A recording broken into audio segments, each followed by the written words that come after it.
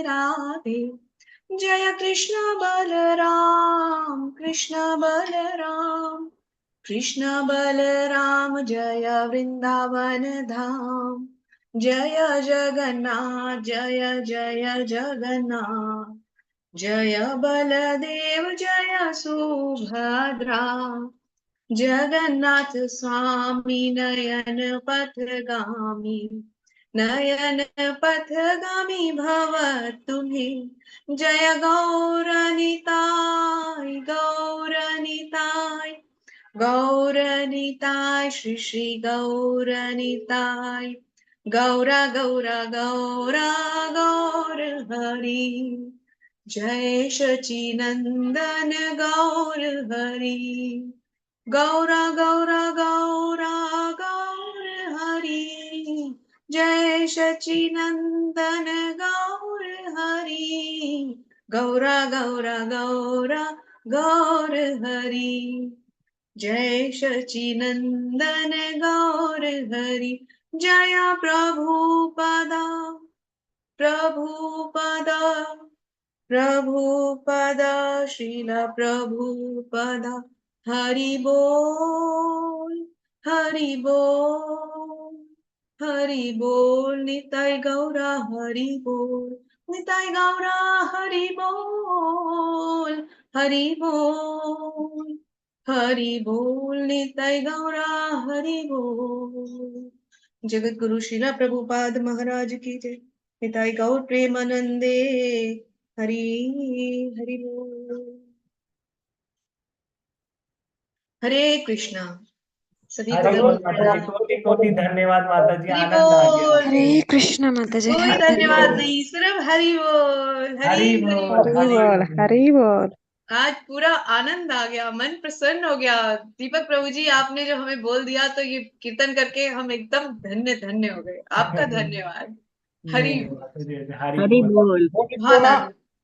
आज हमारा जो है इतना सुंदर अध्याय में आप जो है ना प्रवेश कर रही हैं, तो भगवान की जो है ना भाव पहले से ही आ जाती है। और हरि आज उनकी कृपा है हम सब पे, इसलिए जो है ना ये इतना सुंदर भाव आपके पास है। और दीपक प्रभु जी जो है ना आपसे निवेदन करके और इस भाव को जागृत किया। हरि बोल। सुना, हरि बोल, आपके लिए हरि हरि बोल। हरि हरि। तो इतना सुंदर कीर्तन करने के बाद इस अध्याय को पढ़ने का उत्साह और बढ़ गया है, और पूरा एकदम मन चला गया है। एक बार श्री हरि के चरणों में पूरा मन चला गया है कि ये कीर्तन ही चलते रहे। ऐसा लग रहा है कि सच में अगर हम ध्यान से देखें तो ऐसा लग रहा है इस कीर्तन के माध्यम से दीपक प्रभु हम सबको ले गए हैं श्री धाम वृंदावन। और आप सब दर्शन कीजिए, आंखें बंद करके श्याम सुंदर के दर्शन कीजिए, जहां वो राधा रानी के साथ खड़े हैं। कितना सुंदर रूप है उनका। भगवान का कोई भी रूप अगर हम लेते हैं, मेरे ऊंचे भाग्य हैं कि मेरे पास में ही राधा राधिका रमन जी निवास करते हैं। और बहुत उन्होंने मुझ पे कृपा की हुई है, मैं तो हर रोज उनके दर्शन करती हूँ। और इतने ब्लिसफुल हैं वो, इतने इतने आकर्षण के सागर हैं श्री श्री राधा राधिका रमन जी के। जो भी दिल्ली आए उनके दर्शन किए बिना, उनसे मिले बिना कोई ना जाए दिल्ली से। राधा राधिका रमन जी बहुत कृपालु हैं, बहुत सुंदर हैं। और मेरा बड़ा सौभाग्य है कि हमारे राधा राधिका रमन जी के साथ में कृष्ण बलराम जी भी हैं, जगन्नाथ जी भी हैं, हमारे यहाँ नरसिंह देव जी भी हैं। बहुत सुंदर भाग्य है हमारा कि इतने सुंदर मंदिर के बिल्कुल पास में ही भगवान ने निवास दिया हुआ है। तो ये भी बहुत भगवान ने कृपा की हुई है, और मैं चाहती हूँ ये कृपा भगवान सभी भक्तों पे हमेशा बनाए रखे। इसके बाद जो कृपा हम पे श्री नामनिष्ठा प्रभु जी ने की है, उनकी कृपा के कारण जो हम इस कार्यक्रम का हिस्सा बन पा रहे हैं, भगवत गीता को बार बार हम सब मिलके पढ़ रहे हैं। कितनी ही बार प्रभु जी के माध्यम से हमें भगवत गीता को पढ़ने का ये सुअवसर मिल रहा है। हमारा तो ऐसा नमन जाए प्रभु जी के चरणों में कि हमें कभी इस सेवा से वो वंचित ना करें। आप सब इतने सुंदर भक्त हैं, इतना आते हैं, समय देते हैं, आप सबका कोटि कोटि धन्यवाद। तो अब हम शुभारंभ करते हैं आज का सुंदर अध्याय। भगवान ने इस अध्याय को इतना सुंदर बना दिया है हम सबके लिए, और हम सब इससे इतना कुछ सीखेंगे। हमें इतना कुछ सीखने को मिलेगा कि हमें सच में समझ में आएगा कि अगर हम अब तक कोई अध्याय नहीं भी समझ पाए थे, तो ये 15वां अध्याय हमारे सारे डाउट्स क्लियर कर देगा। भक्ति योग का जो हमने एक निचोड़ जो भगवान ने हमें दिया था, भक्ति योग का 6 से 12 तक के, 7 से 12 तक के अध्यायों में, भगवान ने, समझ लीजिए, इस पर उस पे अपने हस्ताक्षर कर दिए हैं। इतना सुंदर ये अध्याय है। जैसा कि नीरज प्रभु जी ने इसका इंट्रोडक्शन देते हुए कहा कि जितने डिवोटीज आएंगे वो सबका भाग्य है कि वो ज्वाइन कर पा रहे हैं, तो ये हम सबका भाग्य है। और आप सभी भाग्यशाली भक्तों को मेरा कोटि कोटि नमन। तो अब शुरुआत करते हैं मंगलाचरण के साथ। आप सब मंगलाचरण करें। भगवान श्री कृष्ण के चरणों में हम नमन करते हैं, श्रीमती राधा रानी को हम नमन करते हैं, हमारे पूर्ववर्ती आचार्यगण, सभी महान वैष्णव, हमारे सबके गुरुदेव श्रील प्रभुपाद, उनके शिष्य, उनके भक्त, भक्तों के शिष्य, शिष्यों के भक्त, और बस ये परंपरा से जुड़े हुए हर वैष्णव को हम कोटि कोटि नमन करते हैं। इसलिए स्नामनिष्ठा प्रभु जी को विशेष नमन करते हैं मंगलाचरण के माध्यम से। आइए अब इसको हम शुरू करते हैं। ओम ज्ञानतिमिरान्धस्य ज्ञानाञ्जनशलाकया चक्षुरुन्मिलितं येन तस्मै श्रीगुरुवे नमः। श्रीचैतन्यमनोभीष्टं स्थापितं येन भूतले स्वयं रूपः कदा मह्यं ददाति स्वपदान्तिकम्। वन्देऽहं श्रीगुरु श्रीयुतापदकमलं श्रीगुरून् वैष्णवांश्च श्रीरूपं सागरजातां सहगण रघुनाथान्वितं तं सजीवम् साद्वैतं सावधूतं परिजन सहितं कृष्ण चैतन्य देवं श्री राधा कृष्ण पादान् सहगण ललिता श्री विशाखान्वितांश्च। हे कृष्ण करुणा सिंधु दीनबंधु जगतपते गोपेश गोपिका कांत श्री राधा कांत नमोस्तुते। तप्त कांचन गौरांगी श्री राधे वृंदावनेश्वरी वृषभानुसुते देवी प्रणमामि हरिप्रिये। वाञ्छाकल्पतरुभ्यश्च कृपा सिन्धुभ्य एव च पतितानां पावनेभ्यो वैष्णवेभ्यो नमो नमः। जय श्री कृष्ण चैतन्य प्रभु नित्यानंद श्री अद्वैत गदाधर शिवासादि गौर भक्त वृंदा। हरे कृष्णा कृष्ण कृष्ण हरे हरे, हरे राम राम राम हरे हरे। नमो विष्णुपादाय कृष्ण पृष्ठाय भूतले श्रीमते भक्ति वेदांत स्वामिनीति नामिने। नमस्ते सारस्वते देवे गौरवाणी प्रचारिणे निर्विशेष शून्यवादी पाश्चात्य देशतारिणे।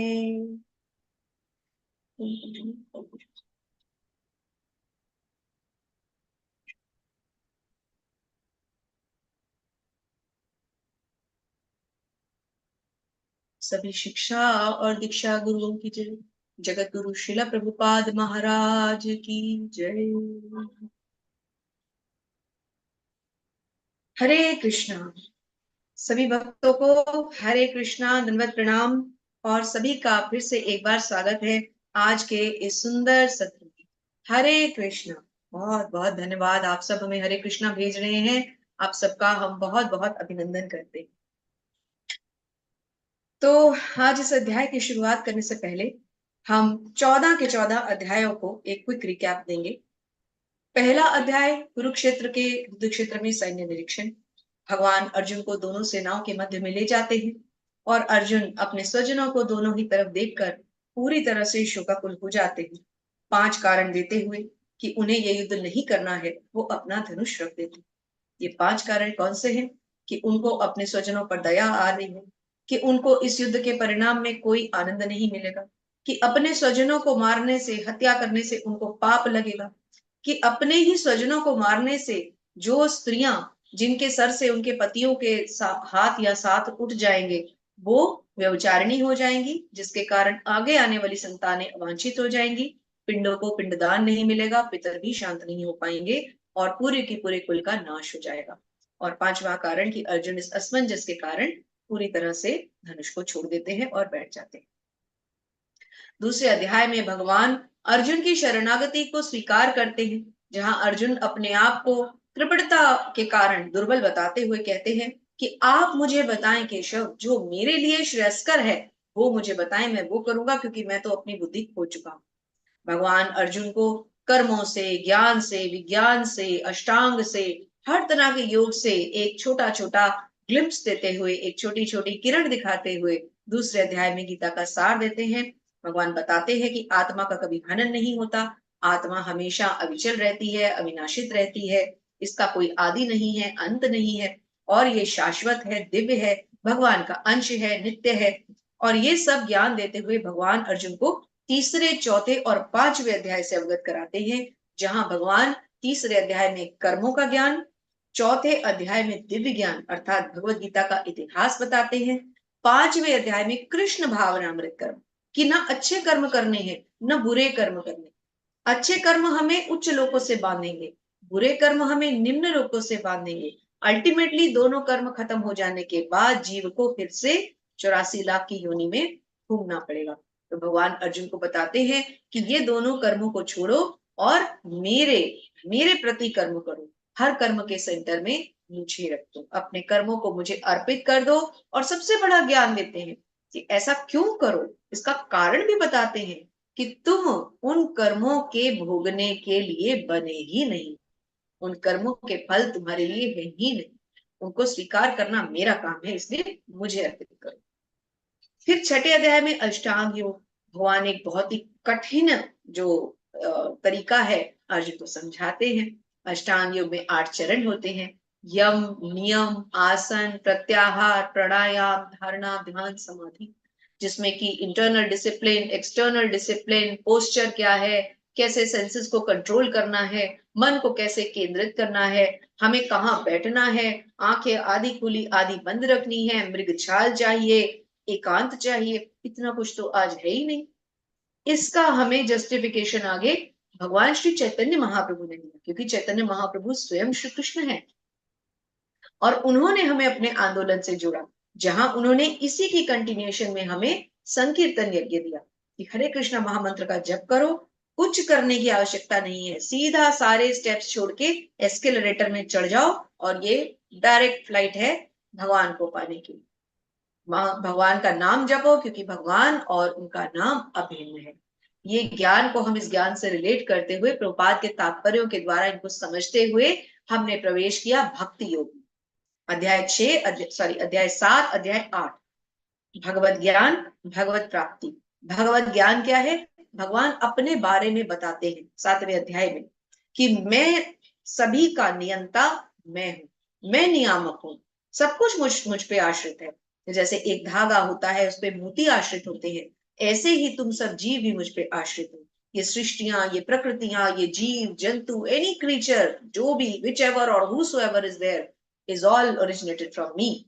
भगवान ये ज्ञान देते हैं, सब कुछ मुझसे उद्भूत हुआ है। और भगवान अपनी शक्तियां बताते हैं कि 3 प्रकार की जो शक्तियां हैं, पराशक्ति, अपराशक्ति, तटस्था शक्ति। जीव कहाँ आता है? जीव भगवान की आध्यात्मिक शक्ति का हिस्सा है। और उसको तटस्थता में क्यों डाला गया? क्योंकि वो एक तट पे खड़ा हुआ है, ऐसे तट पे जहां एक तरफ अध्यात्म है, एक तरफ भौतिकता है। और ये ऑप्शन भगवान ने जीव को दिया। जीव अपने पे स्वतंत्रता, अपनी प्रभुत्वता जताने के लिए भगवान से विमुख होकर आ जाता है। जैसे एक छोटा सा शिशु एक छोटा सा बालक, एक जिद्दी बच्चा अपने पिता की गोद से उतर जाता है कि मुझे इस भीड़ में छोड़ दो, मैं भागूंगा, घूमूंगा, खेलूंगा। पिता बहुत समझाते हैं कि बेटा नहीं, अगर तुम इस भीड़ में खो गए तो मैं क्या करूंगा, मैं तुम्हें वापस कैसे पाऊंगा। लेकिन बच्चा अपनी धुन में उतर जाता है और भाग पड़ता है। तो पिता को, एक दयालु पिता की तरह भगवान उस बच्चे को कहते हैं कि बच्चे जाओ, जी लो जैसे तुम्हें जीना है, और अब मैं स्वतंत्र छोड़ रहा हूं, जो मर्जी करो, लेकिन फिर भी मैं तुम्हारे साथ हूं। कहां? परमात्मा के स्वरूप में, हर जीव के हृदय में। वो हर चीज की स्वीकृति देते हैं, लेकिन ये जीव के ऊपर है कि वो क्या स्वीकृति मांगता है। फिर 8वें अध्याय में भगवान वो मार्ग बताते हैं। कौन से मार्ग? कि अंत समय में मुझे याद करो, मैं मिलूंगा, सभी कर्मों को मुझे अर्पित करो, कर्म फलों को मुझे दे दो, मैं मिलूंगा। ऐसे बहुत से तरीके बताते हैं। 9वें अध्याय में भगवान गुह्य ज्ञान देते हैं। क्या गुह्य ज्ञान? कि यदि मुझ पर आश्रित रहोगे, सब कुछ मुझे दे दोगे। जैसे सबसे बड़ी बात जो भगवान ने 2 श्लोक हमें दिए हैं, 9.22 और 9.26, एक में जहां भगवान हमें ये बता रहे हैं कि तुम मुझ पर, मेरे पास से, भक्त के पास जो कुछ भी है उसकी मैं रक्षा करता हूं, और जो कुछ नहीं है वो मैं उसे देता हूं। योगक्षेम महाम्यम 9.22 और 26 में पत्र पुष्पम फलम तोयम के द्वारा भगवान बताते हैं, एक पत्र, एक पुष्प, एक फल या थोड़ा सा जल मुझे अर्पित कर दो, लेकिन प्रेम सहित, मैं संतुष्ट हूं, मुझे और कुछ नहीं चाहिए। मुझे कोई बड़े बड़े सोने चांदी के बर्तनों में बहुत सारा आहार देने की कोई आवश्यकता नहीं, परंतु सात्विक भोजन मुझे अर्पित करके खाओ, फिर तुम भी देखो क्या चमत्कार होता है। इस श्लोक के द्वारा हमें ये समझ में आता है कि हमें जो भी खाना है भगवान के भोग लगे हुए उच्चिष्ट के रूप में खाना है, वही हमारा जीवन का प्रसाद है, उसके अलावा हमें कुछ नहीं खाना। और ये तुलसी माला जब हम पहनते हैं तो इसका यही अर्थ है कि अब इस गले पे हमने तुलसी माला को रख दिया, तुलसी माता को धारण कर लिया, अब इस गले से नीचे कभी भी कोई नॉन सात्विक चीज नहीं जाएगी, कोई नॉनवेज नहीं जाएगा, कोई लहसुन प्याज नहीं जाएगा, कोई चाय कॉफी नहीं जाएगी। हम बांध लेते हैं अपने गले को कस के इस तुलसी माला से, और फिर जब हमारी दीक्षा होती है तो ये 2 की 3 लेयर्स हो जाती है, एक और लेयर हमें बांध देती है, एक जंजीर हम अपने गले में खुद बांध देते हैं कि अब हम भगवान के दास हैं। जैसे पेट होता है ना, उसके गले में एक पट्टा होता है, उसका मालिक उसे पकड़ के रखता है, ऐसे भगवान अब हम आपके पेट बन गए, हमारा ये पट्टा अब छोड़ना नहीं। ऐसे स्वयं को हम भगवान को दे देते हैं जब गुरु जीवन में आते हैं भगवान की कृपा से।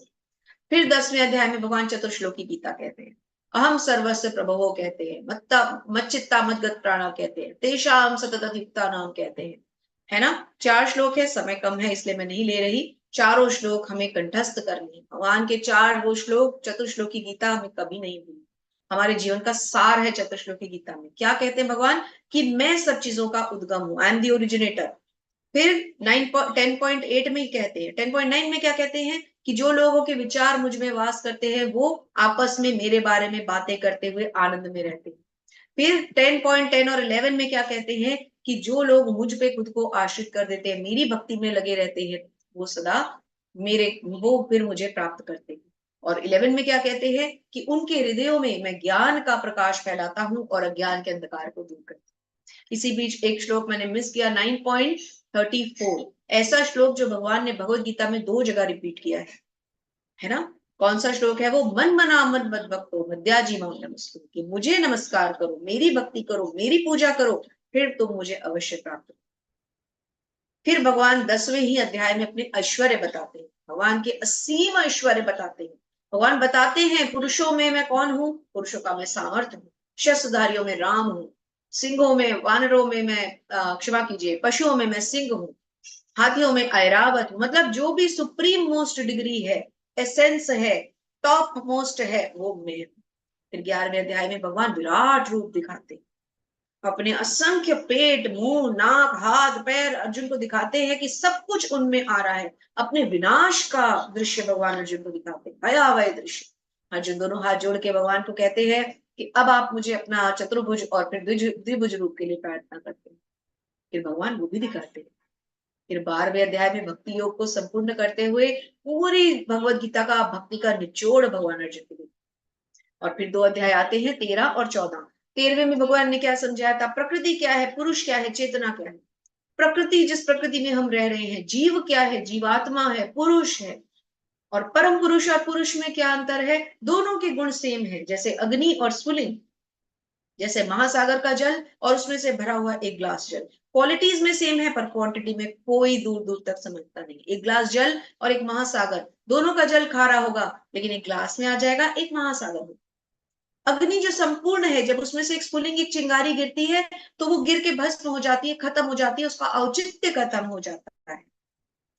इसी तरह से जीव जब भगवान से अलग होके आ जाता है उसका औचित्य खत्म हो जाता है, लेकिन है तो वो अंश, है ना, वही हमारी पहचान है, हमें उसको नहीं भूलना। फिर कल 14वें अध्याय में भगवान ने हमें प्रकृति के 3 गुण बताए, सतोगुण रजोगुण तमोगुण। सतोगुण में व्यक्ति कैसे सुखमय रहता है, आनंद में रहता है, भोगता है उस सुख को जो भगवान से उसको बांधता है, एग्जाम्पल ब्राह्मण। फिर रजोगुण एग्जाम्पल्स हमारे जो आजकल कलयुग की हम आत्माएं जिनमें एग्रेशन भरा पड़ा है, पैशन है, होड़ है, ये जीतना है, वो जीतना है, ये मेरा है, वो मेरा है, सब कुछ मेरा है ना। भगवान के प्रति श्रद्धा नाम पे हम जीरो हैं, सब कुछ मुझे चाहिए। भगवान ये डिजायर्स, ये इच्छाओं को रजोगुण के अंदर करते हैं। और तमस में निद्रा आलस्य मादकता, है ना। और फिर भगवान क्या बताते हैं, किस रूप में किस गुण को धारण करने वाले की मृत्यु कैसी होती है और कौन से लोक में जाता है, गति कैसी होती है और अगला जन्म क्या होता है। सबसे बड़ा ज्ञान हमें बहुत ध्यान से समझना है। सतोगुण में जाएंगे तो उच्च लोक में जाएंगे, अच्छे फल भोगेंगे, फलों के भोगने के बाद वापस आएंगे, जन्म मृत्यु के चक्र से छूट नहीं पाएंगे। रजोगुण में मृत्यु होगी, इसी लोक में रहेंगे, जन्म मृत्यु में पक्का ही बंधे रहेंगे। तमोगुण में मृत्यु होगी, निम्न योनि में जाएंगे, पशु योनि में जाएंगे। उससे क्या होगा, 84 लोक में ही भटकते रह जाएंगे, मनुष्य योनि भी गई हाथ से। पता नहीं फिर कब मनुष्य में आएंगे। तो अब आचार्यगण क्या समझाते हैं, अपग्रेड योरसेल्फ, अपनी सेल्फ टेस्टिंग करो, है ना। तमो में हो तो रजो में आओ, रजो में हो तो सतो में आओ, सतो में आओ तो शुद्ध सत्व में आओ। शुद्ध सत्व क्या है, गुणातीत, गुणों से ऊपर। जो हमारे आचार्य हैं, श्री प्रभुपाद हैं, उनके पवित्र पावन शिष्य हैं, परम पूजनीय जयप्रदा स्वामी महाराज हैं, परम पूजनीय गोपाल कृष्ण स्वामी महाराज हैं, हमारे हिज ग्रेस नमनिष्ठा प्रभु जी, है ना। गुणों से ऊपर इतना बड़ा कार्यक्रम चला रहे हैं, कोई इच्छा नहीं है। इच्छा है तो क्या, भगवान का मंदिर बन जाए, और कोई इच्छा नहीं है। तो ये है गुण और इनके स्वभाव जो हमें डोमिनेट करती है। आज हम पढ़ेंगे अब भगवान का ये सुंदर अध्याय।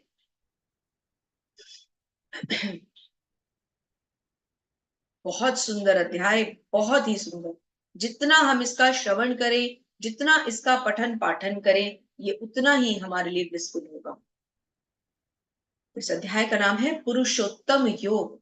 अभी तक हम कौन से योग पढ़ रहे हैं, कर्म योग, ध्यान योग, ज्ञान योग, सांख्य योग, अष्टांग योग, और सबसे सर्वोच्च भक्ति योग। तो ये जो हमें भक्ति योग है, जो कि सभी योगों की पराकाष्ठा है, इससे हमें क्या प्राप्त होना है, पुरुषोत्तम योग। स्वयं पुरुषोत्तम कौन है, लीला पुरुषोत्तम, परम पुरुषोत्तम भगवान श्री कृष्ण, उनका योग, योग यानी जुड़ना। तो पुरुषोत्तम से जो हमें जोड़ेगा, भगवान श्री कृष्ण से जो हमें जोड़ेगा, ये वो योग है। लिखा है ना सर्वोच्च पुरुष का। हमें बहुत ध्यान से भगवान के श्री चरणों में अपने ध्यान को केंद्रित करते हुए इस अध्याय को अब समझना है। भगवान आ गए हैं हमें पहला श्लोक देने, और हमें क्या करना है हम सबको याद है। दोनों भुजाएं उठा के खुद को भगवान पे छोड़ देना है, और जोर से कहना है, हरे कृष्णा कृष्ण कृष्ण हरे हरे, हरे राम राम राम हरे हरे। भगवान हमें अपना लीजिए, हमें मत छोड़िए। हमारी कोई क्षमता नहीं है कि हम इस मृत्यु लोक में अकेले जी पाए। हमें पकड़ लीजिए, हमारा हाथ थाम लीजिए। हरे कृष्ण। श्री भगवान उवाच ऊर्ध्वमूलमधशाखम् अश्वत्थं प्राहुरव्यमम् छन्दांसि यस्य पर्णानि यत्संवेद स वेदवित्। भगवान ने कहा जाता है कि एक शाश्वत वृक्ष है जिसकी जड़ें ऊपर की ओर है और शाखाएं नीचे की ओर, तथा पत्तियां वैदिक स्तोत्र है। जो इस वृक्ष को जानता है वही वेदों का ज्ञाता है। भगवान हमें बता रहे हैं कि वेदों का ज्ञाता कौन है। पहली बात समझना क्या है, वेद क्या है। वेद क्या है, वेद भगवान की वाणी है, श्रुति। जो भी कुछ भगवान ने कहा वो हमें मिला श्रुति के द्वारा, सुनने मात्र से। क्योंकि ये परंपरा तो सुनने से ही आगे चली होगी ना। जो लैंग्वेज वो जानते थे, जिस लिपि में उन्होंने लिपिबद्ध किया होगा, लिखा होगा, हम तो उसे आज समझ भी नहीं सकते। लेकिन परंपरा से गुरु से शिष्य, गुरु से शिष्य, गुरु से शिष्य चलती आई, बहती आई, और हम तक पहुंचे। तो अब भगवान क्या कह रहे हैं कि ऐसा एक वृक्ष। तो अब हमें कैसे समझना है इसको, ध्यान से समझिए। ऐसा एक वृक्ष है जिसकी जड़ें ऊपर है और शाखाएं नीचे। इसको हम कैसे समझेंगे, जैसे पानी है, एक जलाशय है, उसके किनारे पे एक पेड़ उगा हुआ है। तो वो पेड़, जैसे सपोज ये जलाशय है और इसके ऊपर पेड़ है, तो पेड़ सीधा खड़ा है, उसकी जड़ें कहाँ है, नीचे, और शाखाएं कहाँ है, ऊपर। लेकिन उसका जो रिफ्लेक्शन होगा, उसमें जड़ें कहाँ आ गई, ऊपर, और शाखाएं कहाँ जा रही है, नीचे। तो परवेटेड रिफ्लेक्शन, उल्टा प्रतिबिंब। आध्यात्मिक जगत ऊपर, भौतिक जगत उसका नीचे, उल्टा प्रतिबिंब, है ना। फिर क्या बताते हैं, जिसकी जड़ें तो ऊपर है और शाखाएं नीचे है, और पत्तियां क्या है, वैदिक स्तोत्र है। और जो इस वृक्ष को जानता है वह वेदों का ज्ञाता है। अब आप इस चित्र को देखिए, देखिए ध्यान से देखिए, इसमें सब कुछ लिखा भी हुआ है। तो अगर आप में से कोई इसको थोड़ा सा पढ़ सके, ओके, मैं एक स्पेक्स यूज करती हूँ, थोड़ा सा ये छोटा प्रिंट है ना। ओके, तो इसमें हमें देखने को मिल रहा है लिबरेशन, मतलब हमारा अपने भौतिकता से छूटना। वैदिक मंत्र हैं, और क्या है इसमें, इकोनॉमिक डेवलपमेंट है, मतलब आर्थिक हमारा जो विकास है वो भी बताया गया है। और एक्चुअली ये मेरा थोड़ा ना पास का है, तो मैं इसको पास लेके जाना पड़ेगा, होल्ड एक सेकेंड। हाँ, तो जैसे यहाँ पर रिलीजियोसिटी है, सेंस ऑब्जेक्ट्स हैं, है ना, पायस एक्ट्स है। तो ये सब चीजें जो हमें इम्पायस एक्ट्स है, मतलब हमें सब चीजों का ज्ञान यहाँ पर बताया गया, सारी चीजें। सबसे बड़ी बात इसमें सेंसेस जो है, सेंस ऑब्जेक्ट्स, इंद्रिय विषय। अभी अगले श्लोक में हमें भगवान इसकी और डिटेल बताएंगे, है ना। चलिए आगे चलते हैं। हरे कृष्णा। इंदु माता जी एक एक पैराग्राफ पढ़ते हैं और साथ साथ इसको समझते भी जाएंगे। हरे कृष्णा। दंड प्रणाम माता जी। हरे कृष्ण। माता जी अनम्यूट करें। हरे कृष्णा माता जी, दंडवत प्रणाम। दंड प्रणाम। शील प्रभुपाद जी के द्वारा शील प्रभुपाद जी की जय। जय। उस भौतिक जगत में जगत के बंधन की तुलना अश्वत्थ के वृक्ष से की गई है। जो व्यक्ति सकाम कर्मों में लगा है उसके लिए इस वृक्ष का कोई अंत नहीं है। वह एक शाखा से दूसरी शाखा और दूसरी से तीसरी पे घूमता रहता है। इस जगत रूपी वृक्ष का कोई अंत नहीं है और जो इस वृक्ष में आसक्त है उसकी मुक्ति की कोई संभावना नहीं है। वैदिक स्रोत जो आत्मोन्नति के लिए है वे ही इस वृक्ष के पत्ते हैं। इस वृक्ष की जड़ें ऊपर की ओर बढ़ती हैं क्योंकि वे इस ब्रह्मांड के सर्वोच्च लोक से प्रारंभ होती हैं जहां पर ब्रह्मा स्थित है। यदि कोई इस मोह रूपी अविनाशी वृक्ष को समझ लेता है तो वह इससे बाहर निकल सकता है। हरे कृष्णा माता जी। हरे कृष्ण माता जी, बहुत बहुत धन्यवाद आपका। तो क्या बताया गया है कि क्या होता है, सकाम कर्मों से जो बंधा रहेगा वो इससे नहीं छूट पाएगा। सकाम कर्मों से क्या मतलब है, जिसके भी कर्मों के पीछे जो उसका लक्ष्य होगा वो भौतिक होगा। भौतिक लक्ष्यों के लोग को लेकर अगर हम इस वृक्ष से बंधे रहेंगे तो हम कभी नहीं छूट पाएंगे। क्यों? क्योंकि इस जगत रूपी वृक्ष का कोई अंत नहीं। ऐसा क्यों कहा गया है? क्योंकि हम जन्म मृत्यु में फंसते ही चले जाएंगे, उस चक्र से हम निकल नहीं पाएंगे। वही अच्छे कर्म, बुरे कर्म और कृष्ण भावनामृत कर्म सेम है। लॉजिक को अब हमें समझना है। अब हमें क्या करना है, भगवत गीता में जो हमने 15-20 चीजों को समझ लिया है ना, उन फॉर्मूला को हमें हर श्लोक के साथ साथ रिलेट करना सीखना है। कैसे? जैसे यहाँ पर एक बहुत सुंदर सेंटेंस है, इस जगत रूपी वृक्ष का कोई अंत नहीं है। ऐसा हमने क्यों कहा? ऐसा प्रभुपाद ने हमें क्यों तात्पर्य में दिया? हमें थोड़े लॉजिक सब अपने लगाने। क्यों अंत नहीं है? क्योंकि हम बार बार इसमें आते रहेंगे, बार बार इससे जाते रहेंगे, लेकिन इससे निकल नहीं पाएंगे। और इसका कारण क्या है? आसक्ति। जिसके अंदर आसक्ति पनप गई वो इससे मुक्त नहीं हो पाएगा। तो अब चाहे हम इसके सर्वोच्च धाम यानी ब्रह्मलोक यानी ब्रह्मा जी के लोक क्यों ना पहुंच जाए, स्वर्गलोक से भी ऊपर चले गए, हम ब्रह्मलोक में भी चले गए, लेकिन वहां से भी हम गिर जाएंगे। तो हमें क्या करना है, हमें इस मोह रूपी अविनाशी चक्र को समझ लेना है। इस अविनाशी वृक्ष के इस मोह माया के जाल के चक्र को हमें समझ लेना। चक्र नहीं, चक्कर कहना चाहिए। इस मोह माया के चक्कर को समझ लेना चाहिए, है ना। तो अगर हम इस मोह माया के जाल को, अगर हम अपनी आसक्तियों को समझ लें, अपनी इच्छाओं को कंट्रोल कर लें, वैराग्य के शस्त्र से इसे काटने की कोशिश करें, वेदों का अध्ययन करें, भगवान से रिलेटेड हम बातचीत करें, भगवान में अपने मन को लगाएं, तो ही हम वैराग्य की तरफ जा सकते हैं और तो ही हम इस वृक्ष की इन इंद्रिय विषयों की डालियों को, शाखाओं को काट सकते हैं। देखिए, इस अध्याय को छोटा मत समझिए, ये बहुत विस्तृत है, ये ज्ञान का सागर है। ये इसमें समय लगेगा, लेकिन अगर ये हमें समझ में आ गया तो समझ लीजिए अब तक के 14 अध्याय हमें समझ आ जाए। ये बहुत इंपॉर्टेंट अध्याय है और हमें इसे एक एक शब्द को ध्यान से हमें समझना पड़ेगा। अगर हम नहीं समझेंगे तो हम अपना ही नुकसान करें, क्योंकि भगवान तो हमें फिर से दे रहे हैं मगर हम ही नहीं समझने में आते। हरे कृष्णा। श्रुति माता जी एक और पढ़िए फिर रुकिए।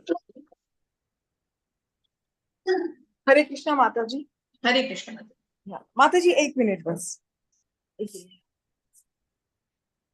चीज तो रुको। हमें 13वें अध्याय तक ये देख चुके हैं, हम 13वें अध्याय तक ये देख चुके हैं कि भगवत भक्ति की सर्वोत्कृष्ट विधि है। भक्ति का मूल सिद्धांत है भौतिक कार्यों से विरत तथा भगवान की दिव्य सेवा में अनुरक्त। इस अध्याय के प्रारंभ में संसार से आसक्ति तोड़ने की विधि का वर्णन हुआ है। इस संसार की जड़ ऊपर को बढ़ती है। इसका अर्थ है कि ब्रह्मांड के सर्वोच्च लोक संपूर्ण भौतिक पदार्थ से ये प्रक्रिया शुरू होती है। वहीं से सारे ब्रह्मांड का विस्तार होता है, जिसमें अनेक लोग उसकी शाखाओं के रूप में होते हैं। इसके फल जीवों के कर्मों के फल के अर्थात धर्म, अर्थ, काम तथा मोक्ष के घोतक हैं। हरे कृष्णा। हरे कृष्ण माता जी, थैंक यू सो मच।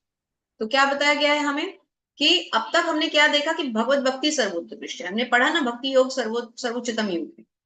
और भक्ति का सबसे बड़ा सिद्धांत क्या है कि हमें भगवान के प्रति आसक्ति को जोड़ना है। जो अनुरक्ति यहाँ लिखा गया, अनुरक्ति मतलब आसक्ति। हमें आसक्ति केवल और केवल भगवान के श्री चरणों से होनी चाहिए। हमें भगवान के अलावा जो हमारी अदर अटैचमेंट्स है उनसे हमें डिटैच होना है। तो क्या बात हुई, पदार्थ से विरक्ति, भगवान में आसक्ति। दोनों को हमने क्या नाम से पढ़ा है? पदार्थ से विरक्ति को हमने पढ़ा है सांख्य योग की तरह, और भगवान से आसक्ति को हमने पढ़ा है भक्ति योग की तरह। और ये दोनों एक दूसरे के पूरक हैं। नीचे क्या लिखा है? जिसमें अनेक लोग उसकी शाखाओं के रूप में हैं, इसके फल जीवों को कर्मों के फल के अर्थात धर्म, अर्थ, काम, मोक्ष के देता। तो हमें भक्ति योग और सांख्य योग को समझते हुए दोनों एक दूसरे के पूरक हैं समझना है। भगवान में आसक्ति होगी तो मटेरियलिज्म से हम अपने आप विरक्त होंगे, and on the other way जब धीरे धीरे हम मटेरियल से हटेंगे तो ऑब्वियसली भगवान में भी आ सकते। तो हमें इसको समझना है और इसको धीरे धीरे अपनी लाइफ में साध करना है, क्योंकि अगर हम इसको अपनी लाइफ में नहीं लाएंगे तो फिर हम भगवत गीता को फिर हम समझ नहीं पाएंगे। तो हमें इसको समझते हुए आगे चलना है। हरे कृष्णा। कुसुम माता जी। हरे कृष्णा माता जी। हरे कृष्ण। ऐसा वृक्ष जलाशय के निकट पाया जा सकता है। हम देख सकते हैं जलाशय के तट पर उगे वृक्ष को प्रतिबिंब जल में पड़ता है तो उसकी जड़ें ऊपर तथा शाखाएं नीचे की ओर दिखती है। दूसरे शब्दों में ये जगत रूपी वृक्ष आध्यात्मिक जगत रूपी वास्तविक वृक्ष का प्रतिबिंब मात्र है। इस आध्यात्मिक जगत का प्रतिबिंब हमारी इच्छाओं में स्थित है। जिस प्रकार वृक्ष का प्रतिबिंब जल में रहता है, जो व्यक्ति इस भौतिक जगत से बाहर निकलना चाहता है उसे विश्लेषिक अध्ययन के माध्यम से इस वृक्ष को भली भांति जान लेना चाहिए। फिर वह इस वृक्ष से, माता जी आगे नहीं दिख रहा, नीचे थोड़ा ऊपर फिर वो जो व्यक्ति इस भौतिक जगत से बाहर निकलना चाहता है उसे इस वैश्लेषिक अध्ययन के माध्यम से इस वृक्ष को भली भांति जान लेना चाहिए। आगे माता जी हमारी स्क्रीन पे भी नहीं है। Hare Krishna. Hare Krishna, thank you so much. तो जो हमने डिस्कस किया, जो हमने पहले जिस बात पे हमने थोड़ा सा मंथन किया कि हमें भगवान क्या बता रहे हैं यहाँ पर, कि जैसे कि एक जलाशय के कोने पर, एक जलाशय के तट पर एक वृक्ष उगा है तो वो सीधा खड़ा है, लेकिन उसी का उल्टा प्रतिबिंब क्या हुआ, दिखता हुआ। अब ये ही सिमिली हमें क्यों दी गई? क्यों? क्योंकि एक छोटा सा पत्थर भी अगर हम मारते हैं तो प्रतिबिंब हिल जाता है ना। दूसरा, वो प्रतिबिंब स्थायी नहीं है ना, तभी तो हिल जाता है। अब पत्थर मारा, प्रतिबिंब हिल गया। तो भगवान यहाँ हमें ये बता रहे हैं कि वो स्थायी नहीं। हमारा जो भौतिक जगत है ये स्थायी नहीं है। जब प्रलय होनी है तो इसका विनाश होना है, लेकिन भगवान का जो आध्यात्मिक जगत है वो तो स्थायी है। तो हमें किसकी ओर जाना है? हम तटस्थ पे है ना, तटस्था शक्ति है, भगवान की तटस्था शक्ति है ना, जीव जो है।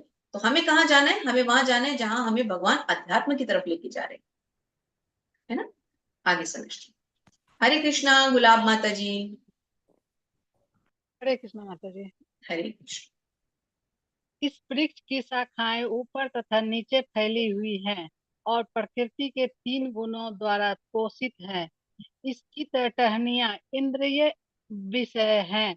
इस वृक्ष की जड़ें नीचे की ओर भी जाती हैं, जो मानव समाज के सकाम कार्यों से बंधी हुई है।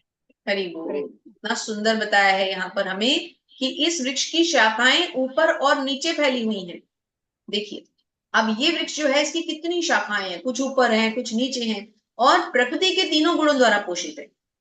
इन टहनियों को कौन पोषण कर रहा है? प्रकृति के 3 गुण। इससे हमें क्या समझना है? देखिए, अब हम थोड़ा सा पीछे चलते हैं एक बार।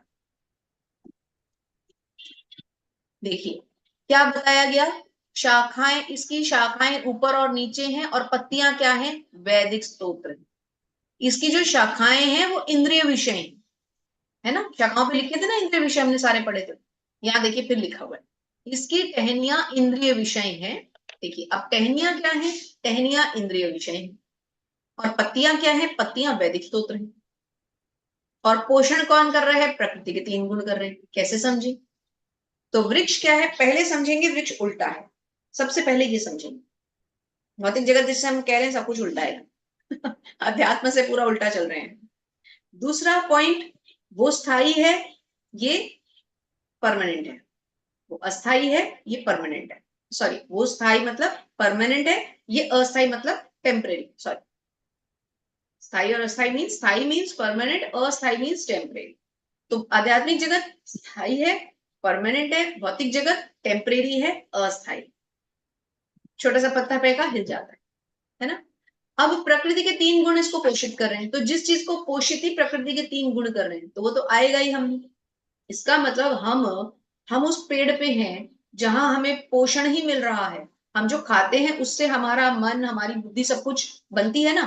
तो हम खा ही क्या रहे हैं, हम प्रकृति के 3 गुणों को ही हम ले रहे हैं अपने अंदर। प्रकृति के 3 गुणों को लेने से क्या अर्थ है कि हम रजोगुण, तमोगुण, सतोगुण से तो ऑलरेडी बंध के ही इस जगत में आते ही हम बन जाते हैं। अब हमारा लाइफ का हमें एम समझ में आ गया, क्यों इस अध्याय को पुरुषोत्तम योग कह रहे हैं। हमें एम समझ में आ गया, इस भौतिक जगत में आते ही हम किस चीज से जुड़े, अस्थायी चीजों से जुड़े। किस चीज से जुड़े, प्रकृति के 3 गुणों से जुड़े।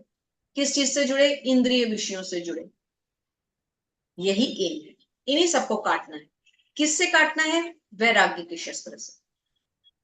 वैराग्य का शस्त्र, detachment from material, attachment with spirit. भगवान से जुड़ना है और भौतिकता से उभरना है।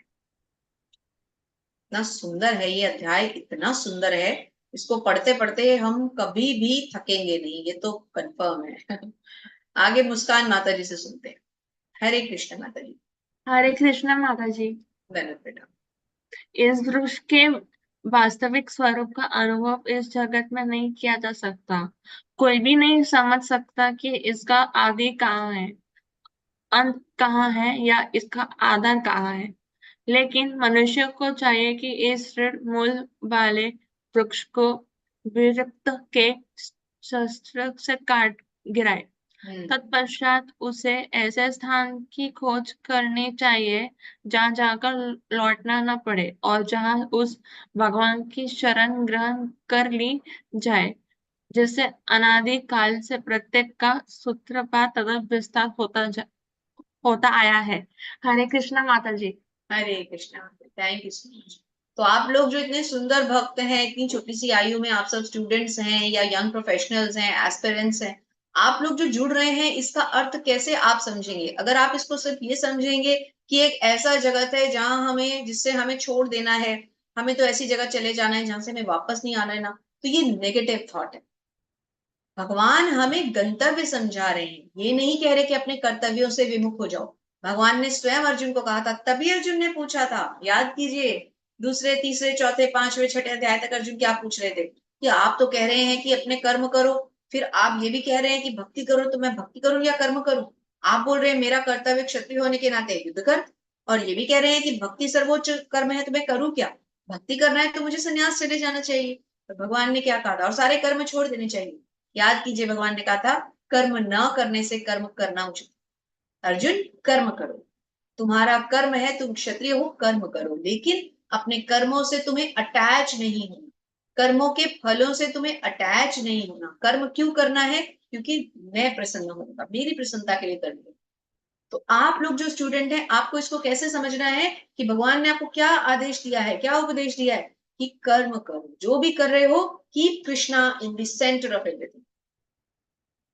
लेकिन किसी भी चीज के फलों से आसक्ति नहीं रखती। जब आप कृष्णा को बीच में रख के करेंगे, तो चाहे आप इंजीनियर बने, पुल बनाएं, चाहे आप ड्राइंग करें, आर्टिस्ट बने, चाहे आप, फिर आप मूर्ति बनाएंगे तो भगवान की, पेंटिंग बनाएंगे तो भगवान की, डॉक्टर बने तो फिर आप किसी का इलाज करेंगे तो क्या सोच के, वो कृष्णा का अंश है, मैं उसका इलाज कर रहा हूँ।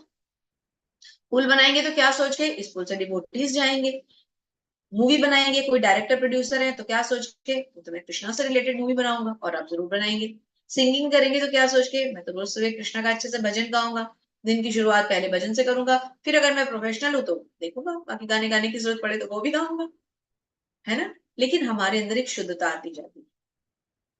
सुबह उठेंगे, मंगल आरती करेंगे, भगवान का जप करेंगे, तो अपने आप ही गलत चीजों में ध्यान नहीं जाएगा।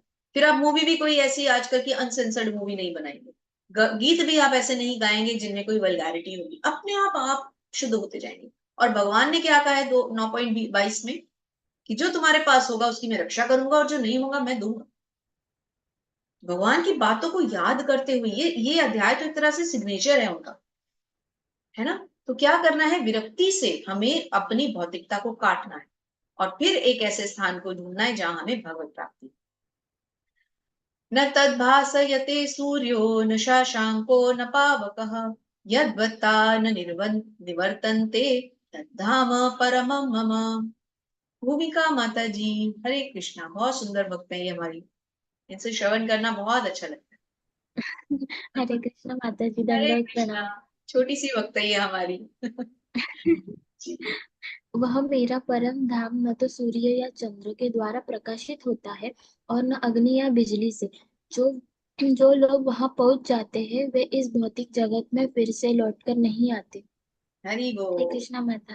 हरे हरे कृष्णा, कृष्णा दंडवत माता। प्रणाम, थैंक यू सो मच। भगवान क्या बता रहे हैं कि जो मेरे धाम को आते हैं, मेरा धाम कैसा है, मेरे धाम में किसी इलेक्ट्रिसिटी की जरूरत नहीं है, किसी सूर्य चंद्र की जरूरत नहीं है, कोई बिजली बिजली कुछ नहीं चाहिए, क्योंकि भगवान की शरीर की कांति ऐसी है। ये रॉकेट जो दिखाया है ये भगवान के धाम नहीं लेके जाएगा, भगवान का एक ही रॉकेट है, भक्ति। भक्ति के द्वारा हम इस जीवन के अपने कर्तव्यों को पूर्ण करके भगवान के धाम पहुंच सकते हैं। कर्तव्य पूर्ण नहीं करेंगे तो फिर भगवान भी हमें आश्रय नहीं देंगे। हमारा सबसे बड़ा कर्तव्य है भक्ति, भगवान को बीच में रखकर हमें अपने सारे नित्य कर्तव्य पूरे करने। और आप लोग जो स्टूडेंट्स हैं, आप तो आगे आने वाले समाज की, आने वाले राष्ट्र की आप लोग धरोहर है। आपके ऊपर तो सबसे बड़ा कार्यभार है, आपको तो सब कुछ चलाना है, आगे देश को भी चलाना है, संसार को भी चलाना है। ममैवांशो जीवलोके जीवभूतः सनातनः मनः षष्ठानि इंद्रियाणि प्रकृतिस्थानि कर्षति। हरे कृष्णा मधुमाता जी, दंड प्रणाम। हरे कृष्णा दीदी, आज आपका भजन सुनने मिला, आनंद ही आनंद आ गया मुझे। हरि बोल, थैंक यू। धन्यवाद दीदी। इस बद्ध जगत में सारे जीव मेरे, दीदी ये मेरा नाम ही इसमें आ गया, अभी कैसे पढ़ूं मैं? आप थोड़ा सा अपने थोड़ा सा। मोबाइल को रोटेट कर लीजिए। हाँ। इस बद्ध जगत में सारे जीव मेरे शाश्वत अंश हैं। बद्ध जीवन के कारण वे छयों इंद्रियों के कारण घोर संघर्ष कर रहे हैं, इसमें मन भी सम्मिलित है। धन्यवाद। हरे कृष्णा हरे दीदी। कृष्णा, थैंक यू माता जी, हरे कृष्णा। तो भगवान क्या कह रहे हैं, इस बद्ध जगत में सारे जीव मेरे शाश्वत अंश हैं, जो कुछ भी यहाँ है सब मेरे अंश है। कोई भी जीव, छोटा बड़ा, बहुत छोटा, सूक्ष्म लघु लघुतर लघुत्तम, छोटे से भी छोटा बड़े से भी बड़ा, सब मेरे अंश है। कोई भी क्रीचर हो, कोई भी स्पीशीज हो, कुछ भी हो, सब कुछ भगवान का अंश है। और ये सभी जीव चाहे कोई भी हो, अगर एक पेड़ है तो वो भी संघर्ष कर रहा है, क्यों? क्योंकि उसे अपनी योनि से बाहर आने का अवसर पता नहीं कब मिलेगा, तो भी उसका एक संघर्ष है ना। हम हैं, मनुष्य हैं, हम तो सबसे बड़ा संघर्ष कर रहे हैं। सब कुछ होते हुए भी हम सोचते हैं हमारे पास कुछ नहीं, और सच बात है जब तक हमारे जीवन में भक्ति नहीं है हमारे पास कुछ है ही नहीं। तो यहाँ जो कोई भी आया है वो केवल और केवल संघर्ष करने आया है। शरीरम यद वाप्रोति यच्चाप्युक्त क्रामतीश्वरः गृहीत वैतानि संयाति वायुर्गंधानि वाश्यात्। हरे कृष्णा गिरिजा माता जी, हरे कृष्णा। हरे कृष्णा माता जी, श्रील प्रभुपाद की जय। प्रभुपाद आरत आज इस संसार में जीव अपनी देहात्मा बुद्धि को एक शरीर से दूसरे में उसी तरह ले जाता है जिस प्रकार वायु सुगंध को ले जाता है। इस प्रकार वो एक शरीर धारण करता है और फिर इसे त्याग कर दूसरा शरीर धारण करता है। हरे कृष्ण हरि माता। बोल, कितना सुंदर बताया, थैंक यू माता जी, हरे कृष्ण। तो इस संसार में जीव क्या करता है, देहात्म बुद्धि। देहात्म बुद्धि क्या है कि वो अपनी देहात्म बुद्धि में ही रहता है, देह से रिलेटेड बुद्धि रखता है सारी की सारी। ये समझता ही नहीं कि मैं देह नहीं हूं भाई, मैं आत्मा हूं। मेरा एक ही, मेरी पर्सनैलिटी कहाँ से आ रही है, भगवान से आ रही है। मेरी अपनी इंडिविजुअल पर्सनैलिटी नहीं है जो दिख रही है। मैं भगवान का दास हूँ, उनका अंश हूँ, मुझे वही करना है जो मेरे मालिक कहेंगे। एक पेट की तरह रहना है, भगवान का दास बन के रहना है। जो वो कहेंगे मैं वो करूंगा, जो मैं कर रहा हूँ वो कह रहे हैं और मैं कर रहा हूँ, मैं सिर्फ उनका हुक्म बजा रहा हूँ। अगर मेरे जीवन में दुख आ रहा है तो मुझे ये समझ के चलना है कि भगवान ने ये काम किया है, मुझे ये दुख दिया है, मुझे इस होमवर्क को, असाइनमेंट को, टास्क को पूरा करके दिखाना है मुझे। और अगर एक स्टूडेंट रोता हुआ अपना टास्क पूरा करे तो क्या टीचर को अच्छा लगेगा? अगर एक माता ने अपने पुत्र को कोई काम करने को कहा, वो रोता हुआ करे, माता ने कहा कि बेटा आप जा रहे हो, मुझे जरा ड्रॉप कर दो, वो रोए, चिल्लाए, चिड़चिड़ करे, तो क्या माता को अच्छा लगेगा? नहीं लगेगा। एक टीचर ने अपने स्टूडेंट को कुछ काम दिया, वो परेशान होकर दिखा रहा है, उसको रो रो के करके दिखा रहा है, तो क्या उस टीचर को अच्छा लगेगा? नहीं लगेगा। इसी तरह से भगवान ने हमें जो दुख दिए हैं, वो अगर हम रो रो के झेलेंगे, वो भगवान का दिया हुआ एक टास्क है, एक असाइनमेंट है। अगर हम उस असाइनमेंट को रो के ही करेंगे तो वो दुख फिर असाइनमेंट नहीं रह गई, हमने उसको इंडिविजुअल पे ले लिया। हमें इंडिविजुअल पे नहीं लेना है। यहाँ जो भी है वो भगवान का है। जो भी करना है, जो भी हमें दुख मिल रहा है या सुख मिल रहा है, सुख में भी हमें बहुत हर्षोल्लास नहीं मनाना, वो भी एक टास्क है। जो भी हम कर रहे हैं, क्रियाएं नित्य हैं, शाश्वत हैं, सब कुछ भगवान की दी हुई।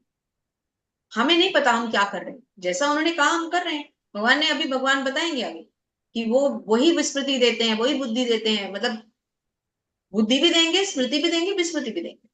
हमें याद रखने की शक्ति, भूलने की शक्ति, कार्य करने की शक्ति, सब कुछ वही देंगे, सारा ज्ञान वही देंगे। तो एक शरीर जो है, जब देहात्म, जैसे आत्मा एक शरीर से दूसरे शरीर में कैसे जाती है, जैसे वायु सुगंध को ले जाती है, बस खत्म।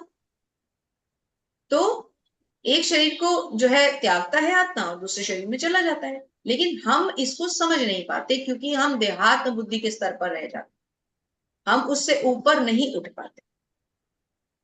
हरे कृष्णा। प्रेमा माता जी। हरे कृष्ण माता जी, दंडवत प्रणाम। धन्यवाद प्रणाम। हरे कृष्ण। इस प्रकार दूसरा स्थूल शरीर धारण करके जीव विशेष प्रकार का कान, आंख, जीभ, नाक तथा स्पर्श इंद्रिया यानी त्वचा प्राप्त करता है, जो मन के चारों ओर संपुंजित है। इस प्रकार वह इंद्रिय विषयों के एक विशिष्ट समुच्चय का भोग करता है। हरे कृष्ण। हरे कृष्ण। देखिए कितना सुंदर बताया है। दो प्रकार के शरीरों के बारे में हम सुनते हैं, एक स्थूल और एक सूक्ष्म। स्थूल शरीर कौन सा है? ये जो शरीर हम देख रहे हैं, ये हमारा स्थूल शरीर है। और दूसरा कौन सा है? हमारा सूक्ष्म शरीर। तो इस स्थूल शरीर में हमारे ये हाथ पांव जो भी हम हिला रहे हैं, कार्य गतिशील हो रहे हैं, ये सब हमें जो चेतना मिल रही है, ये स्थूल शरीर का हिस्सा है। लेकिन ये चेतना आ कहां से रही है? आत्मा से। वो आत्मा जो है वो दिव्य है। और हमारा जो सूक्ष्म शरीर है, उसमें क्या तीन चीजें हैं? मन, बुद्धि, अहंकार। मन, बुद्धि, अहंकार, ये तीन चीजें हमारे साथ जाती है। जब हमारी मृत्यु होती है तो ये तीन चीजें हमारे साथ ही जाती है। अगले शरीर में भी यही मन जाएगा, यही मन, बुद्धि और यही अहंकार नेक्स्ट बर्थ में भी हमारे साथ कैरी करेगा, ये नहीं चेंज होता। तो इसीलिए जो ये हमें इंद्रियों के बारे में बताया जा रहा है, जिसमें हमारे कान, आंख, नाक, जीभ, स्पर्श यानी त्वचा। तो कान, आंख, जीभ, नाक, ये फेस के ऊपर ही है, ये सारे, इनको याद रखने का तरीका है। फेस पे है, आंखें भी फेस पे है, नाक भी फेस पे है, जीभ भी फेस पे है, स्किन भी फेस पे है। इस पूरे को, हेड को याद रख लीजिए, इससे ये पांच इंद्रियां हमेशा याद रहेंगी। तो ये पांच इंद्रियां और छठी इंद्रिय हमारा मन। तो ये आंखें, कान, नाक, जीभ और त्वचा, और छठी इंद्री मन, जो सबसे ज्यादा क्रिटिकल इंद्री है सबसे ज्यादा परेशान करने वाली इंद्री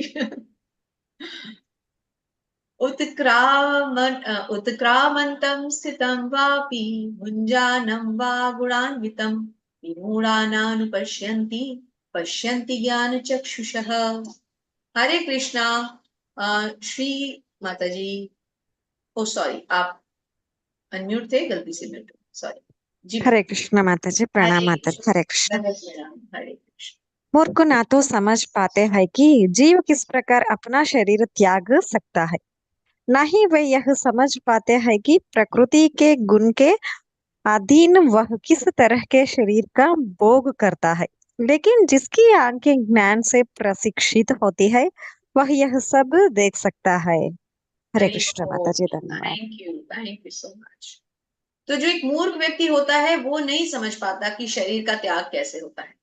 वो प्रकृति के गुणों के अधीन है, वो भगवान के संरक्षण में कार्य कर रहा है, जो कुछ उसे टास्क दिया गया है वो सिर्फ वो कर रहा है। एक मूर्ख व्यक्ति नहीं समझ पाता। लेकिन जो आप सब जैसे सुंदर भक्त हैं, जो भगवत गीता का इतने सुंदर ढंग से पाठ्यक्रम की तरह इसको पढ़ रहे हैं, हम कोई इसमें उदंडता नहीं कर रहे, हम सब भगवान के श्रवण के लिए बैठे हुए हैं, प्रभुपाद के सामने बैठे हैं, प्रभुपाद आप हमें जो ज्ञान देते जाए हम अंदर लेते जाएंगे। ये सुंदर आप सब भक्त हैं।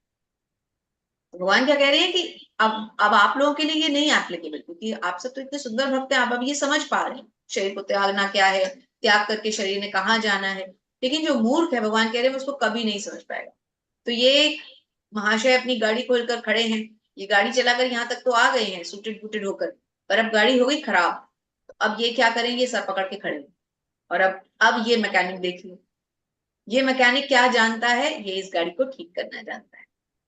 तो हमें वो मूर्ख नहीं बनना कि गाड़ी यानी शरीर, ये रथ जो हमने रथ समझा था, जिसमें घोड़े कौन थे, इंद्रियां थी, लगाम क्या थी, मन था। मन को किसने पकड़ा हुआ था, लगाम को कौन पकड़ के बैठा था, बुद्धि, सारथी।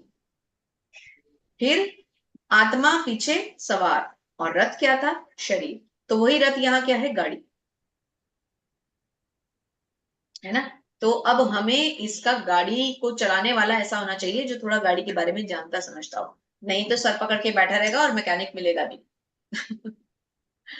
उत्क्रामंतम शरीरम वापि भुंजान वा गुणान्वितम मूढ़ानानुपश्यन्ति पश्यन्ति ज्ञान चक्षुषः।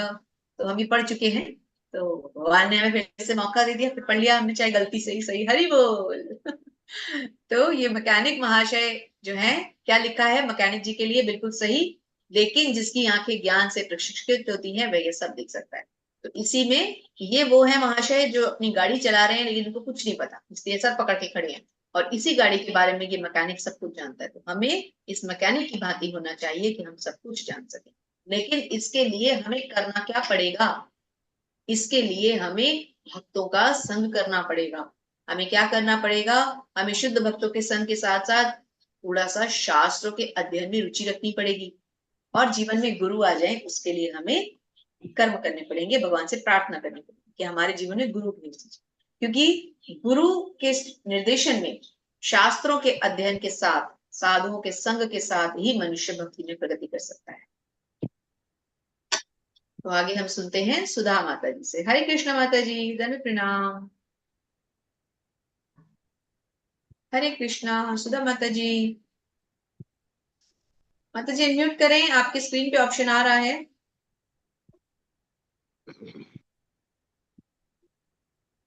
हाँ जी, आवाज आ रही है जी? हाँ जी आ रही माता जी। एक पैराग्राफ पढ़ दीजिए, फिर हरे कृष्णा हरे कृष्ण।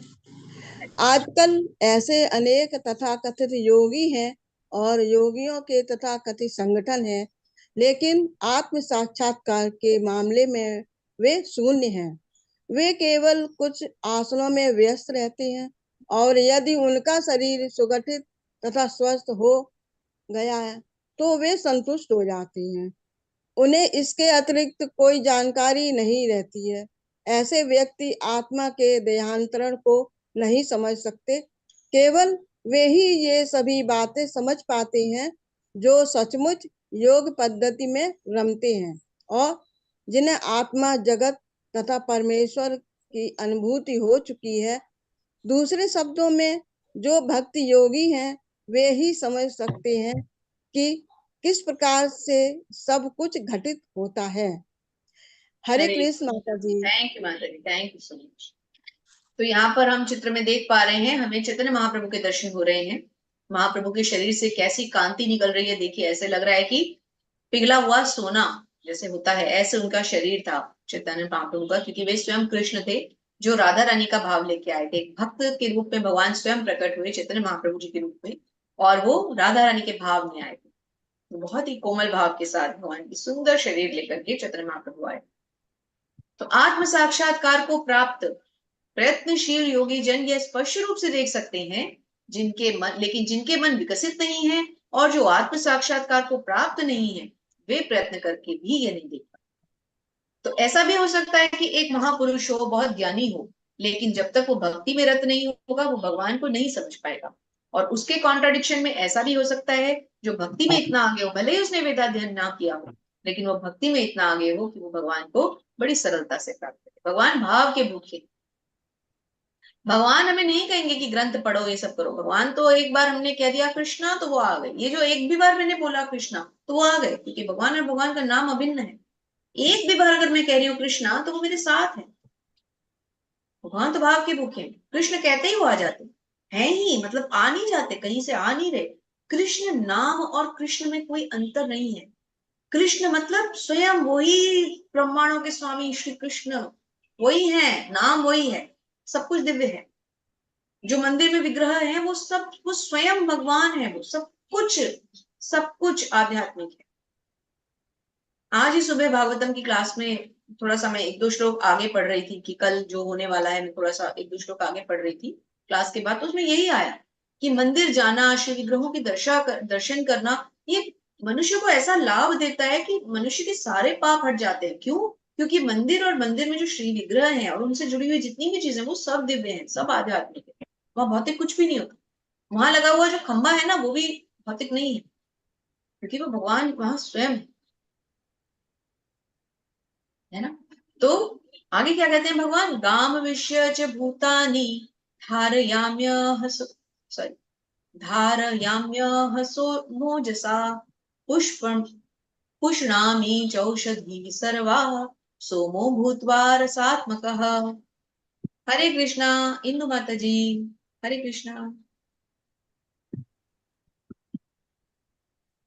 हरे कृष्णा माता जी। हरे मैं कृष्णा। प्रत्येक लोक में प्रवेश करता हूँ और मेरी शक्ति से सारे लोग अपनी कक्षा में स्थिर रहते हैं। मैं चंद्रमा बनकर समस्त वनस्पतियों को जीवन रस प्रदान करता हूँ। हरे कृष्णा माता जी। हरे कृष्ण माता जी, थैंक यू सो मच। भगवान क्या कह रहे हैं कि मैं प्रत्येक लोक में प्रवेश करता हूँ। कितने ब्रह्मांड हैं जो भगवान के रोम छिद्रों से निकलते हैं? भगवान सब में है, हर लोक में वो जाते हैं। भगवान की शक्ति को अगर हमें समझना है तो हमें इन सब बातों को हमें समझना पड़ेगा। भगवान कैसे, भगवान एक जगह रहते हो, हर लोक में जाते हैं। चंद्रमा बनकर वो समस्त वनस्पतियों को जीवन का रस प्रदान करते, मतलब भगवान हर चीज में है। अब हमें धीरे धीरे इस लॉजिक को अपनी लाइफ में ले आना है। हमें अपना फेथ एलिमेंट स्ट्रॉन्ग करना है। भगवान के प्रति जो हमारा फेथ एलिमेंट है उसको स्ट्रॉन्ग बना करके रखना है। अहम वैश्वानरो भूत्वा प्राणिनां देहमाश्रितः प्राणापान समायुक्तः पचाम्यन्नं चतुर्विधम्। हरे कृष्णा। रश्मि माता जी, अनम्यूट करें माता जी। आपकी स्क्रीन पे ऑप्शन आ जाता है, आप लोग अनम्यूट कर लिया करें। हरे कृष्णा माता जी। हरे कृष्णा माता जी। मैं समस्त जीवों के शरीरों में पाचन अग्नि वैश्वानर हूँ और मैं श्वास प्रश्वास प्राणवायु में रहकर 4 प्रकार के अन्नों को पचाता हूँ। हरे कृष्णा माता जी। हरे कृष्णा माता, थैंक यू सो मच। भगवान क्या कह रहे हैं कि जो शरीर, मतलब कितनी बड़ी बात है कि हम एक तरह से हम सोच रहे हैं कि वो ब्रह्मांडों के स्वामी हैं, सारे उनके रोम छिद्रों से ब्रह्मांड निकल रहे हैं, प्रकृतियां उनकी, सृष्टि उनके, जीव उनके। और एक तरह से ऐसे भगवान हमारे शरीर में जो पाचन शक्ति है, श्वास प्रश्वास में जो प्राण वायु है, अन्न को पचाने वाली जो शक्ति है, उसमें जो अग्नि है, वहां भी वही। तो हमारे अंदर बाहर भीतर बाह्य सब जगह भगवान है। वो अपनी कितना बड़ा रहस्य हमें आज समझ में आया। इसलिए इस अध्याय को हम बहुत ही स्पेशल मानते हैं। अब आता है भगवत गीता का बहुत इंपॉर्टेंट श्लोक। प्रभुपाद ने तो इस श्लोक को भागवतम में इतनी बार कोट किया है, 15.15, और नंबर भी ऐसा है कि याद रहेगा। बहुत इंपॉर्टेंट श्लोक। सर्वस्य चाहं हृदि सन्नविष्टो मत्तः स्मृतिर्ज्ञानमोपनं च वैदेश्व सर्वैरमहेव विद्यो वेदांत कृते दविदेव चाहम्। मैं प्रत्येक जीव के हृदय में आसीन, हर एक के जीव में, हर एक जीव के हृदय में, परमात्मा रूप में। हमने पढ़ा 3 फॉर्म्स ऑफ गॉड, ब्रह्म, परमात्मा और भगवान। ब्रह्म कौन है? जो भगवान के शरीर की कांति है, ज्योति। परमात्मा कौन है? जो सब जीवों के हृदय में है। और भगवान स्वयं श्री भगवान, परम पुरुषोत्तम भगवान श्री कृष्ण। अब सुनिए, मुझसे ही स्मृति, ज्ञान और विस्मृति, जो हमें याद रहता है वो भी भगवान के कारण, जो हम भूल जाते हैं वो भी भगवान के कारण, और जो ज्ञान है, मतलब भगवान को जो हम जान रहे हैं, ज्ञान तो वही है जो भगवान को जानते हैं, वो भी भगवान के कारण। तो कितनी बड़ी बात है। अब अगर हम भूल भी गए ना भगवत गीता, तो वो भी भगवान के कारण अगर जो हमें श्लोक याद नहीं हो रहे, क्योंकि विस्मृति भी भगवान के कारण है। इसलिए जो याद हो रहा है वो भी उनके कारण, और जो नहीं हो रहा है वो भी उनके कारण। मैं ही वेदों के द्वारा जानने योग्य, संदेह में वेदांत का संकलन करता और समस्त वेदों का जानने। भगवान कहते हैं कि वेद अर्थात स्वयं मैं।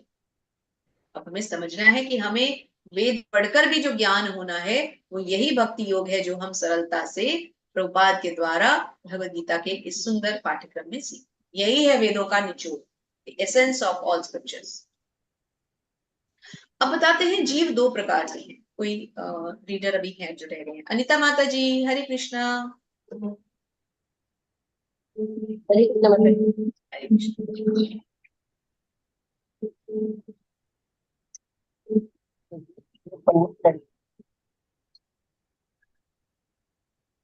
जी माता जी पढ़िए, आपकी आवाज नहीं आ रही। कौन सा श्लोक है माता जी? माता जी आपके स्क्रीन पे आ रहा है 15.16। हाँ 15। हाँ, मैं प्रत्येक जीव के हृदय में आसीन हूँ और मुझमें ही स्मृति, ज्ञान तथा विस्मृति होती है। मैं ही वेदों के द्वारा जानने योग्य हूँ। निसंदेह मैं वेदांत का संकल्प करता तथा समस्त वेदों का जानने वाला हूँ। हाँ मतलब इसके बाद जो 15.16 है ना, जीव दो प्रकार के हैं, च्युत तथा अच्युत। 15.16 15वें अध्याय का 16वां। आप स्क्रीन देख पा रहे हैं माता जी? नहीं, इसमें साफ नहीं है, मैं बुक से पढ़ रही हूँ। जीव दो प्रकार के हैं, च्युत तथा अच्युत। भौतिक जगत में प्रत्येक जीव च्युत क्षर होता है और आध्यात्मिक जगत में प्रत्येक जीव अच्युत अक्षर कहलाता है। हरी बहुत सुंदर, धन्यवाद माता जी। तो दो प्रकार के जीव होते हैं, एक च्युत कहलाता है, एक अच्युत कहलाता है। भौतिक जगत में च्युत होता है, च्युत मतलब क्षर, मतलब जो खत्म हो जाएगा, समाप्त हो जाएगा। और आध्यात्मिक जगत में अच्युत होता है। अब इसको कैसे याद रखेंगे, बड़ा कंफ्यूजिंग है, नाम ही बड़े कंफ्यूजिंग है, हमारी तो बुद्धि ही नहीं है। कहाँ हम चुर च्युत अच्युत क्षर अक्षर तो भूल जाएगा। तो एक चीज याद रख लीजिए, अर्जुन ने भगवान को क्या कहा है? हे अच्युत। अर्जुन ने क्या कहा है? हे अच्युत। अच्युत का अर्थ क्या हुआ? भगवान कौन है? अविनाशी, जो खत्म नहीं होने, जिनका ना आदि है ना अनंत है। तो अच्युत कौन हो गया? जिसका ना आदि है ना अनंत है। वो कौन सा जीव हुआ? वो हुआ आध्यात्म, जो जीव असल में आध्यात्मिक। और उसका उल्टा क्या हुआ? अ हटा देंगे तो क्या बनेगा? उसका उल्टा बनेगा, यानी कि जो खत्म होने लायक है। तो वो क्या हुआ? च्युत हुआ। तो वो क्या हुआ? जो भौतिक। अब एक च्युत है तो दूसरा उसके साथ का मिलता जुलता अक्षर है, एक अच्युत है तो दूसरा उसके मिलता जुलता अक्षर है। देखिए ऐसे जो कम बुद्धि वाले लोग होते हैं हमारे जैसे, वैसे याद रखते हैं तो हम तो आपको अपना फॉर्मूला बता सकते हैं। आप तो सब ज्ञानी है, आप तो वैसे भी सब याद रख लेंगे हरे कृष्णा राहुल प्रभु जी, हरे कृष्णा। हरे कृष्णा माता जी। हरे कृष्णा धनुष प्रणाम प्रभु जी, पढ़िए।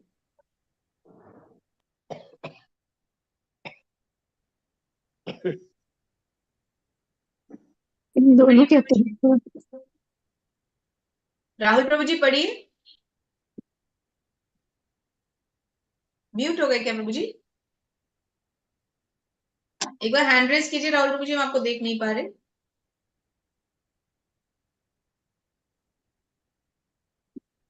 ओके, हो सकता है कोई प्रॉब्लम हुई हो, चले कोई बात नहीं, हम पढ़ देते हैं उनकी जगह। तो इन दोनों के अतिरिक्त एक परम पुरुष, सॉरी, इन दोनों के अतिरिक्त एक परम पुरुष परमात्मा है, जो साक्षात अविनाशी। देखिए चित्र में आ गए भगवान दर्शन देने हैं। तो भगवान कौन है? भगवान अविनाशी, और जो तीनों लोक में प्रवेश कर सकते हैं, हम उन भगवान को नमन करते हैं। तो भगवान अपने बारे में बता रहे हैं, इन दोनों के अतिरिक्त कौन? दोनों जीव के दो प्रकार, च्युत और अच्युत। इन दोनों के अतिरिक्त एक परम पुरुष परमात्मा। परमात्मा तो जीव से ऊपर है ना, जीव तो एक अंश है उसका, अपूर्ण की बात कर रहे हैं, जो साक्षात अविनाशी है, जिनका कोई आदि अनंत नहीं है, आदि अंत नहीं है सॉरी, और जो तीनों लोकों में प्रवेश करके उनका पालन करता है। भगवान अपने बारे में बता रहे हैं कि मैं किसी भी लोक में कभी भी प्रवेश कर सकता हूं। भगवान के दर्शन कीजिए, भगवान के सुंदर दर्शन। यस्मात्क्षरमतीतो अहम क्षरादपि चोत्तमः अतो अस्मि लोके वेदे च प्रतितः पुरुषोत्तमः। क्योंकि मैं क्षर तथा अक्षर दोनों के परे हूँ और क्योंकि मैं सर्वश्रेष्ठ हूँ, अतः मैं इस जगत में तथा वेदों में परम पुरुष के रूप में विख्यात। तो हम भगवान को क्यों परम पुरुष कहते हैं? क्योंकि भगवान क्षर अक्षर दोनों के परे हैं। भगवान तो प्रकृति के गुणों के भी परे हैं, तो क्षर अक्षर तो बहुत छोटी बात रह गई भगवान के लिए, है ना। भगवान तो दोनों से परे हैं, भगवान बता चुके हैं हमें ये बात, ये रहस्य तो भगवान में दे चुके हैं। भगवान कहते हैं क्योंकि मैं इस सबसे परे हूं, इसलिए तुम मुझे परम पुरुषोत्तम के रूप में जानते। भगवान के सुंदर दर्शन। यो मामेवम सम्मूढ़ो जानाति पुरुषोत्तमं स सर्वविद भजति माम सर्वभावेन भारत। हरे कृष्णा। राहुल प्रभु जी। हरे कृष्णा माता जी, हरे कृष्णा। हरे जो कोई भी मुझे संशयहित होकर पुरुषोत्तम भगवान के रूप में जानता है, वह सब कुछ जानता है। अतएव हे भरतपुत्र, वह व्यक्ति मेरे लिए पूर्ण भक्ति में रत रहता है। हरि बोल। हरि बोल। जो कोई भी मुझे संशय रहित होकर जानता है, पॉइंट क्या है? संशय रहित होकर। Trust factor, faith element, the most important feature for a creature. हम जैसों के लिए जिन्हें कोई ज्ञान नहीं है, कोई हमारी अवस्था नहीं है, भगवान कहते हैं कुछ मत करो, श्रद्धा से युक्त हो जाओ और संशय से मुक्त हो जाओ। पूरे दृढ़ संकल्प के साथ, पूरे दृढ़ विश्वास के साथ मुझे याद करो। जो कोई मुझे संशय रहित होकर पूर्ण पुरुषोत्तम भगवान के रूप में जानता है, वह सब कुछ जानता है। अगर हमने ये जान लिया कि कृष्णा ही सब कुछ है, is the supreme most personality of God head, तो हमने सब कुछ जान लिया, हमें और कुछ जानने की आवश्यकता नहीं है। फिर हमें शायद वो शास्त्र भी पढ़ने की आवश्यकता नहीं है। बस हमें क्या समझना है? अतः हे भरत पुत्र, वह व्यक्ति मेरी पूर्ण भक्ति में रखता। तो हमें क्या समझना है कि भगवान ही समस्त कारणों के कारण हैं, वो ही समस्त स्तोत्रों के स्तोत्र हैं, वो ही सब कुछ करने वाले। इहि इति गुह्यतम शास्त्रमिदं मुक्तम मया नघ, एतद् बुद्ध्वा बुद्धिमान् स्यात् कृतकृतस्व भारत। हरे कृष्णा। भूमिका माता जी। हरे कृष्णा। हरे कृष्ण माता जी। हरे कृष्णा। हे अनग, यह वैदिक शास्त्रों का सर्वाधिक गुप्त अंश है जिसे मैंने अब प्रकट किया है। जो कोई इसे समझता है वह बुद्धिमान हो जाएगा और उसके प्रयास पूर्ण होंगे।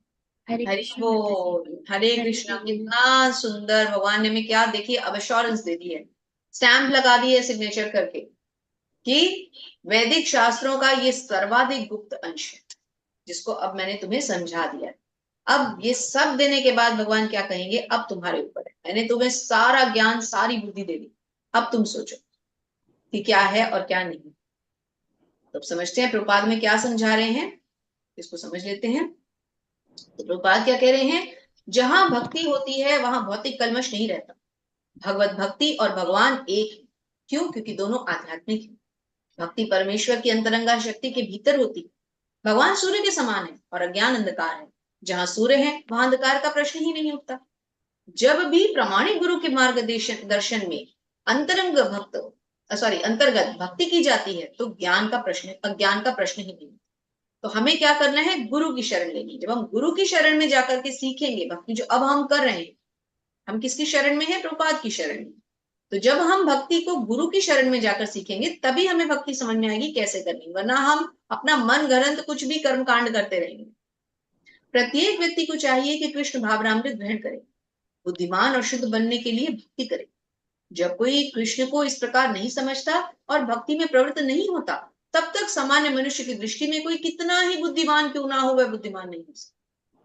जो भक्त नहीं है वो बुद्धिमान नहीं। जिसने भगवान को ही नहीं समझा वो कहाँ का बुद्धिमान हो, मूर्ख हुआ वो तो। 4 प्रकार के लोग कौन से बताए थे भगवान ने जो मेरी शरण में नहीं आते? जो नास्तिक हैं, जिनकी जो माया के आवरण में घिर गए हैं, जो मूर्ख हैं, मूढ़ हैं, तो मूढ़ बताया था ना। और जो अधम है, नरों में अधम है, गिरे हुए हैं, है ना। तो फिर वो तो मूर्ख हुए, बुद्धिमान कहां से हुए? जिस अनग शब्द से अर्जुन को संबोधित किया गया है वह सार्थक। देखिए बहुत इंपॉर्टेंट है, अनग का अर्थ है निष्पाप। अर्जुन निष्पाप थे। अर्जुन को कोई पाप उनके मन में था ही नहीं। पाप होता तो वो दुर्योधन की भांति सबको देखते ही मारना ना शुरू हो जाते। वो तो मारना ही नहीं चाह रहे। कितने निष्पाप हैं वो। जब तक मनुष्य पाप कर्मों से मुक्त नहीं हो जाता भगवान को नहीं समझ पाता।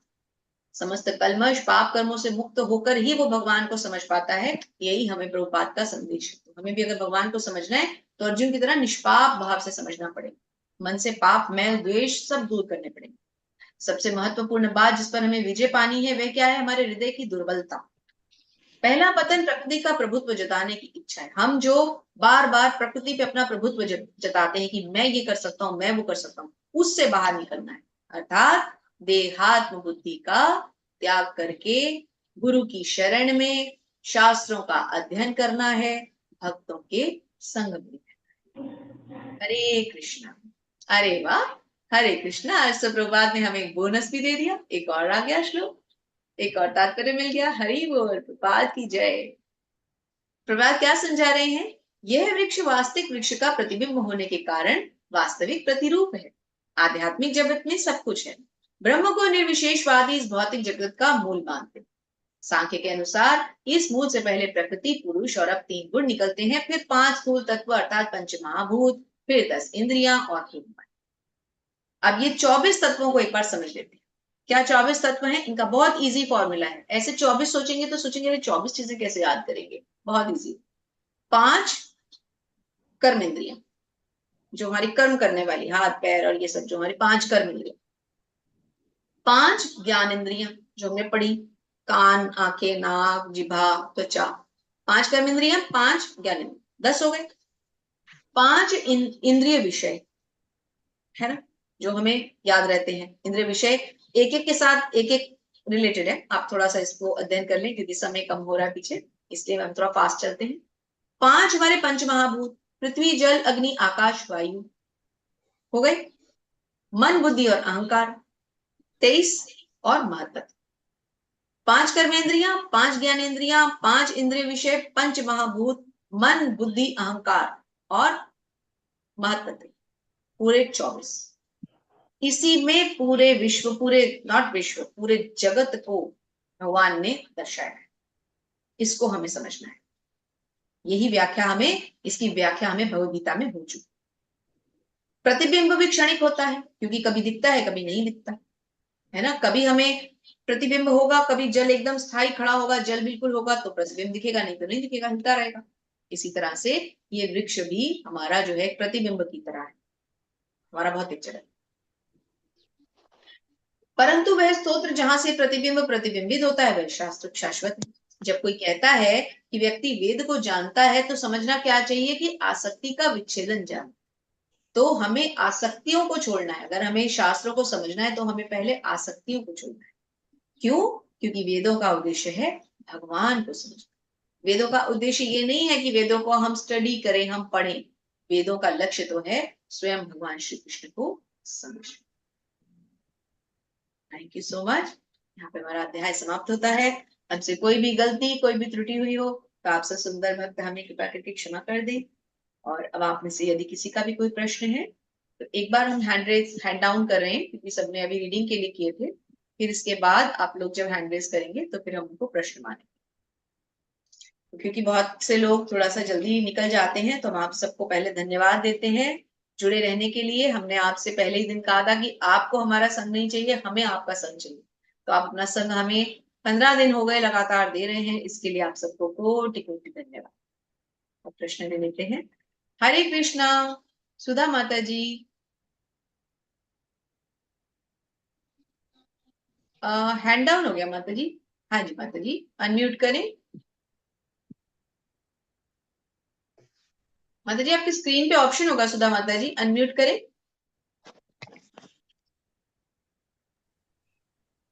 हाँ जी, आवाज आ रही है? जी अब आ रही है। हाँ जी, ये जो 24वां तत्व बताया था आपने तो वो मैं नोट नहीं कर पाया है, क्या है? महतत्व माता जी 24वां है महतत्व। ये जो समग्र जगत है जिसके कारण ये अपने एग्जिस्टेंस में आता है, महतत्व सब कुछ इसमें इंक्लूडेड हो जाता है। अच्छा, thank you ma'am, thank you. Thank you माता जी। हरे कृष्णा। राहुल प्रभु जी। हरे कृष्णा माता जी। हरे कृष्णा। हरे कृष्ण प्रभु जी। माता जी मेरा प्रश्न ये है कि मैं अब से तकरीबन 4 मंथ पहले वृंदावन घूम के आया था। हेलो। जी जी प्रभु। तो जाने से पहले मैंने एक वीडियो देखी थी, उसमें एक भक्त कहते हैं कि वृंदावन से लौट कर आओगे तो कुछ बदले बदले लगोगे। फिलहाल जब मैं लौट कर आया तब तो ऐसा कुछ नहीं लग रहा था, लेकिन बार बार वृंदावन जाने का मन करता है, लेकिन मैं कुछ कारणों से जा नहीं पाता हूँ पारिवारिक संबंधों में। और जिसके कारण मेरा ध्यान जो है ना तो अपनी स्टडी पे ही पूरा हो पा रहा है और ना ही मैं बिहारी जी से मिलने जा पा रहा हूँ। तो माता जी अपने आप को मैं कैसे कंट्रोल करूँ, यानी पारिवारिक काम में फंसा हुआ जा भी नहीं पा रहा हूँ मैं किसी कारण से, और प्लस जो मैं पढ़ाई भी नहीं कर पा रहा हूँ, तो क्या करूँ माता जी? एक भजन है, वो वैष्णव भजन नहीं है इसलिए हम यहाँ उसका उच्चारण नहीं करेंगे, उसे गा के नहीं सुनाएंगे आपको, लेकिन एक बहुत सुंदर भजन है, वृंदावन जाने को जी चाहता है। तो आपका वही हाल है अब। और वृंदावन बात ही ऐसी है कि जब उस पवित्र माटी को जब एक बार आप स्पर्श कर लेते हैं, जहाँ भगवान ने अपनी लीलाएं की थी, क्रीड़ाएं की थी, जहाँ भगवान गोपियों संग इतनी सुंदर सुंदर लीलाएं रच के गए हैं, तो फिर वहां से वापस निकलने का मन नहीं करेगा, और जो मन में भक्ति लेके जाएगा वो कभी नहीं आएगा। लेकिन ऐसा भी बताया गया है प्रभु जी कि हर कोई हमेशा वृंदावन में बना नहीं रह सकता। तो हमें क्या करना है, हमें मानसिक रूप से वृंदावन को अपने मानसिक रूप से हमें, आप चाहें तो उसकी यात्रा रोज करें। जैसे कि मंगल आरती के समय आप मानसिक रूप से ऐसा एक अपने आप को इमेजिन करें कि अब मैं श्याम सुंदर जी के सामने बैठा हूँ, राधा श्याम सुंदर जी मेरे सामने है, वृंदावन का मंदिर मेरे सामने है, भगवान की क्रीड़ा स्थल मेरे सामने है, आचार्यों के मंदिर, श्री राधा मदन मोहन जी, श्री राधा दामोदर जी, ये सब मेरे सामने है, गरुड़ गोविंद देव जी का मंदिर मेरे सामने है। ये सब जब आप मानसिक रूप से करेंगे तो आप समझ लीजिए कि आप रोज ही वृंदावन यात्रा कर सकते हैं, क्योंकि जब तक भगवान आपको वहां स्थान नहीं देते, जैसे कि कहा जाता है कि वृंदावन में जब तक राधा रानी आज्ञा नहीं देती कोई प्रवेश नहीं कर सकता। तो जब तक भगवान वहां आपको स्थायी रूप से निवास नहीं देते, तब तक आपको मानसिक रूप से वृंदावन को अपने मन में रखिए और स्मरण करते हुए रोज आप तुलसी महारानी का रोज वंदन कीजिए। तुलसी महारानी वृंदा देवी हैं स्वयं, तो आप तुलसी महारानी का डेली नमन कीजिए, आपको देखिए अपने आप मन को शांति मिलनी शुरू होगी। जी माता जी एक चीज और बता दीजिएगा। माता जी जैसे कि आपने तमोगुण रजोगुणों के विषय में बताया था विस्तार से, क्या माता जी इसके ऊपर कोई बुक भी लिखी हुई गई है तो मैं उसे पढ़ सकूं? बहुत बुक्स मिल जाएंगी प्रभु जी। अभी आप क्या कीजिए, सबसे पहले आप 14 चैप्टर के तात्पर्यों को, प्रभुपाद के लिखे हुए तात्पर्यों को पढ़िए। आपके बहुत सारे डाउट्स लेकिन प्रभुपाद के तात्पर्यों को एक एक लाइन, एक एक वर्ड ध्यान से पढ़िए। आपको कुछ और पढ़ने की आवश्यकता नहीं पड़ेगी। प्रभुपाद ने अपने तात्पर्यों में बहुत डिटेल में सब कुछ समझाया है। जी माता जी हरि प्रभु बोल जी ये माता जीवन जी। इतना छोटा है कि इतनी बुक्स और इतनी किताबें, इतने भाष्यकारों की टीकाएं मिलेंगी कि हम पढ़ते पढ़ते ही हमारा जीवन खत्म हो जाएगा। तो हमें बहुत सिलेक्टिव मटेरियल पढ़ना है। हम केवल हमारी गुरु परंपरा से जो हमें मिला है, और उसमें भी बहुत सिलेक्टिव, क्योंकि जीवन बहुत छोटा है। तो सबसे पहले आप कोशिश करें कि भगवत गीता के तात्पर्यों को अच्छी तरह पढ़ें। जब प्रभुपाद के तात्पर्य आप पढ़ेंगे ना, प्रभुपाद को याद करते हुए, तो वैसे ही आपके डाउट्स क्लियर हो जाएंगे। माता जी एक चीज मेरे दिमाग में बार बार आती है, जैसे मैंने आप सभी के साथ फरवरी माह में ये 28 दिन का कोर्स करा था, तो कंप्लीट होने के बाद मैं ये संपूर्ण रूप से समझ गया था कि ये जीवन है कि माँ के लिए, औरत के लिए, बच्चों के लिए जीते आए व्यक्ति, और अंत में आके जब जीवन का अंत होता है तब उसे समझ आता है कि मेरा कोई नहीं, मेरे वास्तव में भगवान है, और अंत समय में व्यक्ति भगवान को याद करता है। लेकिन मैं पहले ही समझ गया, मैं बहुत खुशनसीब हूँ। सबसे माता जी ना जाने क्यों मेरा कहीं मन नहीं लगता है। यहाँ की 12 तारीख के लिए मेरे भाई की एंगेजमेंट थी, सब कुछ बढ़िया रहा, लेकिन जब मैं घर पर आके सोचा तो मैं यही विचार थे मेरे मन में कि मैं ये परम रिश्ता है वो तो श्री कृष्ण का और हमारा है, वो तो व्यक्ति याद रख ही नहीं पाता है। वो चीज समझ नहीं आ रही। कहीं भी जाता हूँ किसी संबंध रखता हूँ, यानी माँ जब से मैंने कोर्स कराया मैं नॉर्मली संबंध रखता हूँ, लेकिन मैं जो कनेक्शन है मेरा लगता है वो उन्हीं से है। अब मतलब हम समाज में रहते हैं, समाज में हमें सभी से संबंध स्थापित करने होते हैं, चाहे वो अच्छा सही बुरा सही, हर व्यक्ति से बोलना ही पड़ता है, काम भी पड़ते हैं।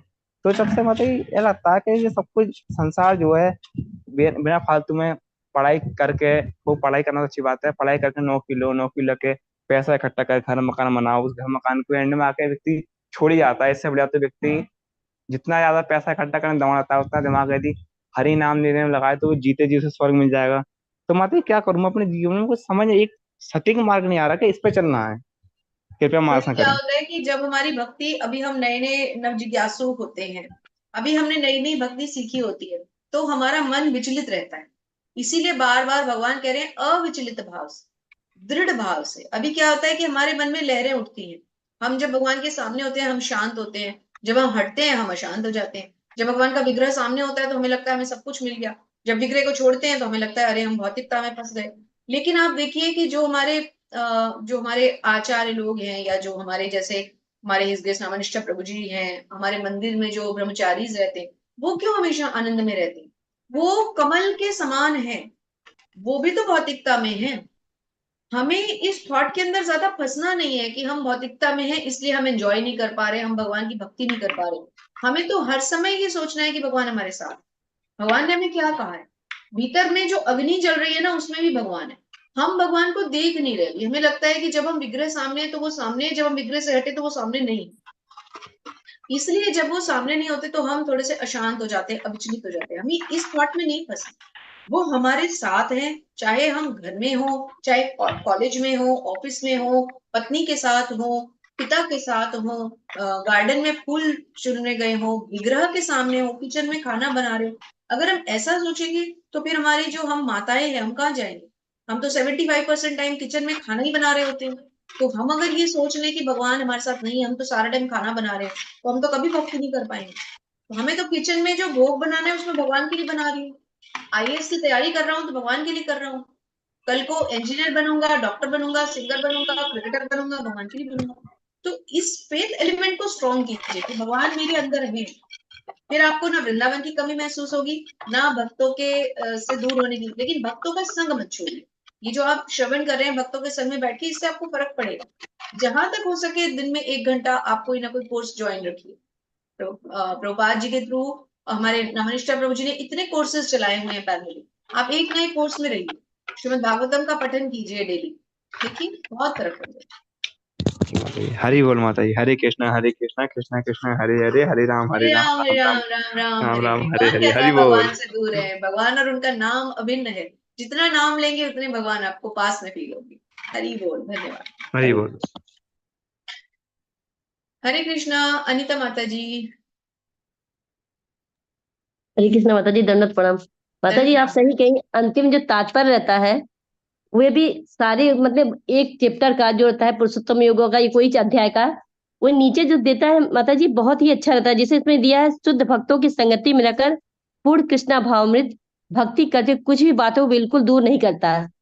तो माता जी सही बात है, ये बहुत ही अच्छी आप जो बताई ना, हम लोग को तात्पर्य ना बहुत गहन अध्ययन से पढ़ना पड़ेगा कि उसमें सही निचोड़ है। आपको बहुत बहुत थैंक यू माता जी। ये इस पे हम इतना ध्यान नहीं देते जितना श्लोक पे देते थे। तात्पर्य माता जी अब ध्यान देंगे। हरे कृष्णा माता जी। अभी तो नामनिष्ठा प्रभु जी आपके लिए लेवल 2 लेके आ रहे हैं, फिर लेवल 3 लेके आएंगे। भगवत गीता आपको तीनों लेवल्स में पढ़नी है। फर्स्ट लेवल में तो अभी हमारे पास सिर्फ 1 घंटे में एक अध्याय को कंप्लीट करने की एक बाउंडेशन थी। लेवल 2 जी में माता जी। हमारे पास ऑलमोस्ट 40 डेज का टाइम होगा। अब डिपेंड करता है कि भक्तों की क्या रिक्वायरमेंट है, कि हम हफ्ते में 3 दिन पढ़ें, 5 दिन पढ़ें, या 7 दिन पढ़ें, रोज नहीं का सिर्फ माता जी, 1 घंटा करें। हर भक्त 7 दिन पढ़ेगा। इतना अच्छा आप लोग पढ़ा रही हैं कि हर भक्त का इच्छा है 7 दिन पढ़े, कंटिन्यू पढ़ता, दिमाग में कंटिन्यू जाता रहता है। गैपिंग होता है ना तो लगता है छूटा हुआ है कुछ है, और अपने से पढ़ने में उतना भी नहीं ध्यान ज्ञान होता है। फिर लेवल 3 में आपको और डिटेल में इसको पढ़ने को मिलेगा। लेवल 4 में जी माता आपको जी। खुद इसकी पीपीटीज बनाओगे तो और आपका जो है पक्का हो जाएगा। फिर लेवल 5 भक्ति शास्त्री में तो एक एक श्लोक, एक एक तात्पर्य पूरा डिटेल में मिलेगा। तो ये तो नवनिष्ठा प्रभु जी ने ऐसे सुंदर कार्यक्रम को व्यवस्थित किया है ना, बस आप उनके चरण पकड़े रहिए, हम सब उनकी नैया में बैठ गए हैं, हम सब पार हो जाएंगे, विश्वास जी रखिए माता जी। बस। हरे कृष्णा माता जी। हरि हरे बोल। हरि बोल, धन्यवाद, थैंक यू। हरे कृष्णा। नीलम माता जी, अनम्यूट करें माता जी। माता जी ऑप्शन आ रहा होगा स्क्रीन पे, नीलम माता जी आप अनम्यूट करने का प्रयास करें, तब तक हम और ले लेते हैं आगे। हरे कृष्णा। ज्योतिमयी माता जी, हरे कृष्णा, धन्यवाद प्रणाम माता जी। ज्योतिमयी दिव्या देवी दासी माता जी, धन्यवाद माता जी, प्रणाम आपको। हरे कृष्ण माता जी, दंडवत प्रणाम। हरे कृष्ण। हमारा ये प्रश्न था कि माता जी सेकंड लेवल पर हम जाने, मतलब कैसे जाए, मतलब जी। माता जी अभी ग्रुप में लिंक आ जाएंगे, नीरज प्रभु जी वैसे डालते हैं, अभी और तेजी से लिंक आना शुरू हो जाएगा क्योंकि 22 तारीख से शायद शुरू हो रहा है नीरज प्रभु जी इसमें आपको ज्यादा अच्छे से मदद कर पाएंगे। तो जैसे भी आप ग्रुप में हैं या आप ग्रुप में तो होंगे ही, आपको उसमें लिंक जरूर आएगा। माता जी मैं वो जो प्रश्न उत्तर का वो जो है ना वही पे, तो हम हमारा जो ये जो ईमेल आईडी हम दिए लेकिन वो नहीं ले नहीं पा रहा है कि नहीं हो पा रहा है, हम कितने बार कोशिश किए। हरे कृष्णा। नीरज प्रभु जी क्या आप सुन पा रहे हैं? जी जी माता जी। जी प्रभु जी, माता जी का कुछ प्रॉब्लम है, एक बार देख लीजिए। ज्योति माता जी, यस प्रभु जी, हरे कृष्ण दंडवत प्रणाम। क्या प्रॉब्लम्स आ रही है माता जी? क्विज के बारे में कह रही हैं आप? नहीं वो जो मतलब ओपन हम लिंक पर क्लिक किए प्रभु जी, लेकिन क्लिक पर हमें दिखा रहा है कि हमारा यूजर नेम और ईमेल आईडी और पासवर्ड बता रहा है। हाँ हाँ, ये क्विज की बात है ना, जब क्विज आप इनरोल करती हो तब ये प्रॉब्लम आता है ना माता जी? यस प्रभु जी, यस प्रभु। इसमें माता जी 6 नंबर पे ना एक वीडियो दिया हुआ है, छोटा सा जो है ना वीडियो हमने उसमें करके दिया है, ठीक है ना? वो वीडियो को थोड़ा एक बार ध्यान से देखिए और उस वीडियो के अनुसार जो है ना अपने आप को इनरोल करने का प्रयास करिए। और 6 नंबर हाँ फिर भी जहाँ पे समस्या आ रही है ना माता जी, तो उसी स्क्रीन को टैग करके ना स्क्रीनशॉट ले करके और मुझे या जो ग्रुप के एडमिन है ना उनको भेजिए, फिर मैं आगे का स्टेप आपको बताऊंगा। मतलब नंबर कैसे? आसानी से हो जाता है, बहुत बहुत आसान है, ऐसा कोई उसमें मुश्किल नहीं है।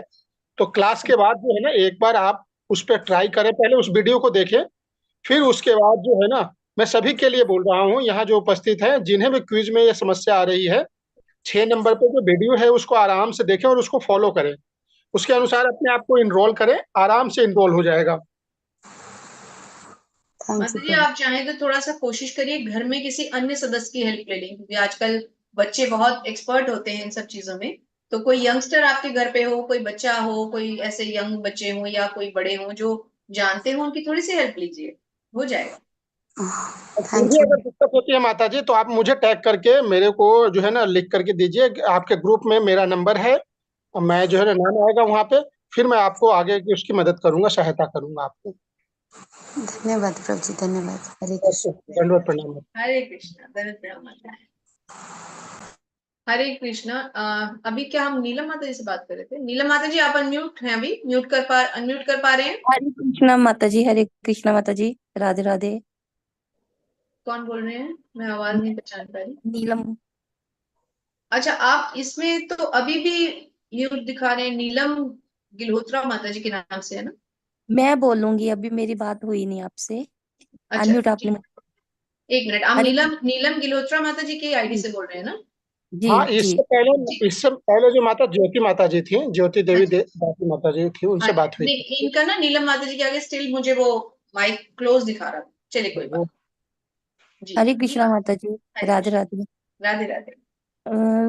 माता जी एक ये प्रश्न ही है कि जब हम सिमरन पे बैठते हैं, जप पे बैठते हैं, हरे कृष्णा मंत्र का पाठ करते हैं, तो जो मन है वो टिकता नहीं है, मन तो कहीं कहीं भाग जाता है, तो हम तो एक सीट पे बैठे हुए जाप कर रहे होते हैं, तो उसके लिए कैसे एकाग्रता बताएं? मन तो माता जी अर्जुन ने इतने इनोसेंस के साथ, इतने दृढ़, इतने निश्चल मन के साथ भगवान को कह दिया कि मैं वायु का वेग मोड़ सकता हूँ, मन का वेग नहीं मोड़ सकता। ये तो हम तो कुछ है ही नहीं ना। आप सोचिए, जब अर्जुन नहीं कर पा रहे मन को एकाग्र, मन को नहीं कंट्रोल कर सकते, तो मन बहुत चंचल है। जैसे जब कर रहे हैं वैसे ही करते रहे। हाँ माते, टाइम के साथ साथ होगा।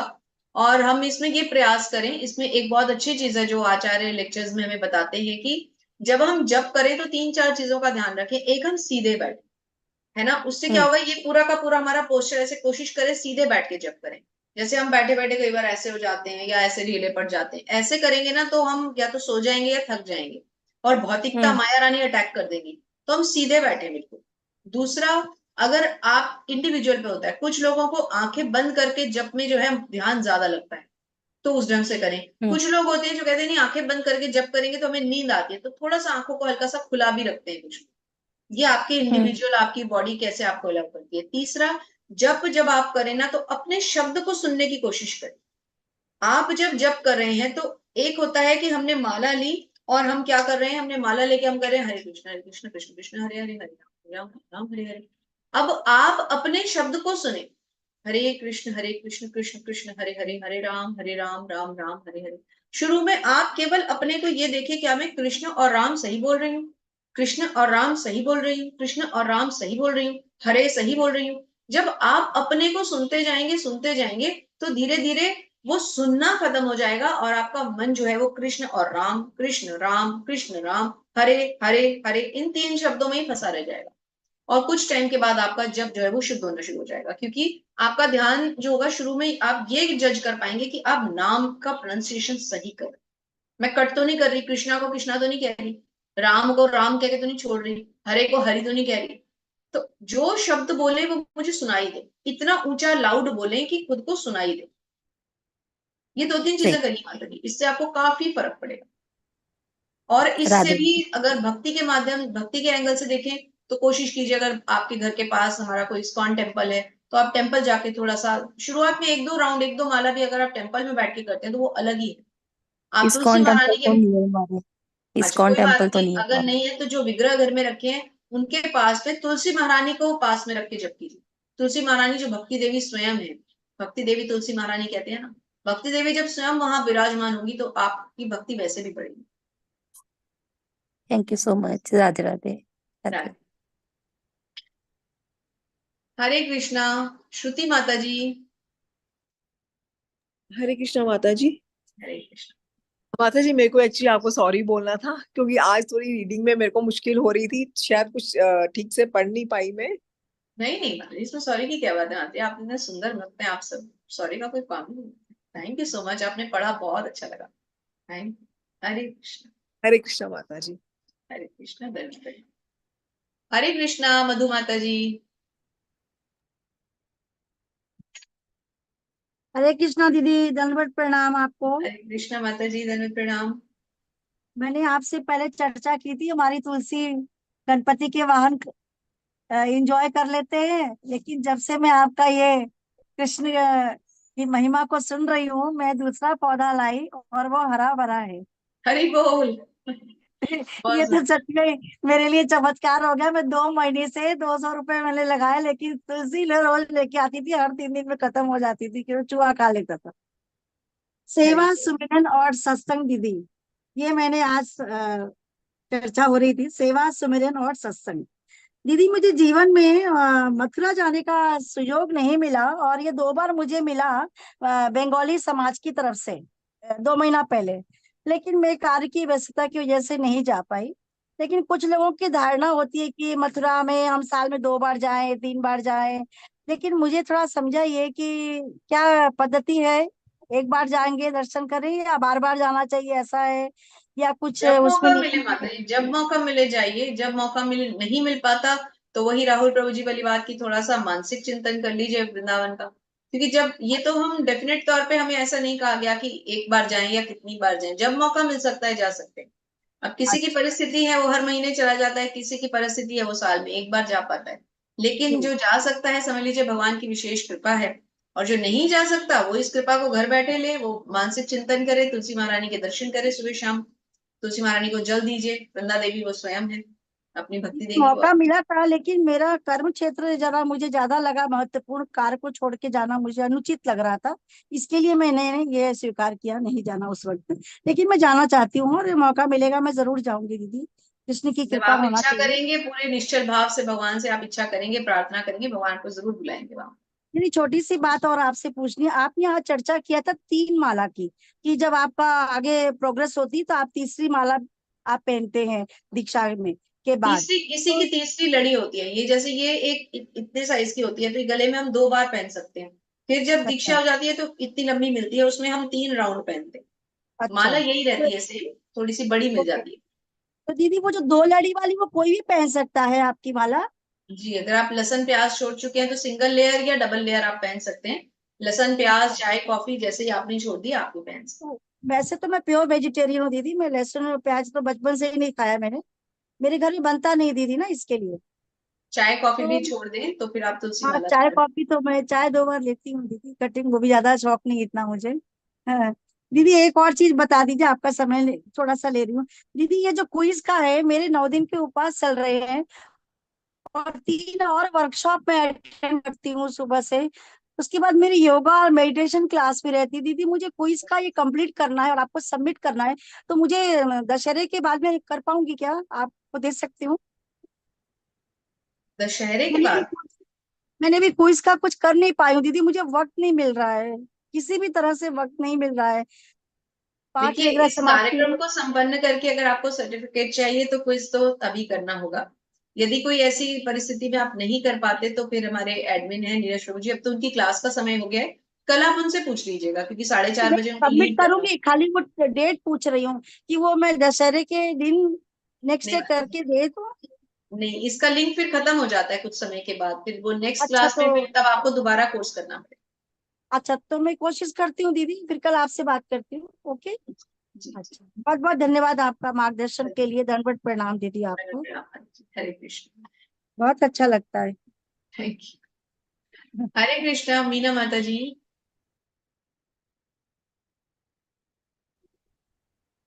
हरे कृष्णा माता जी।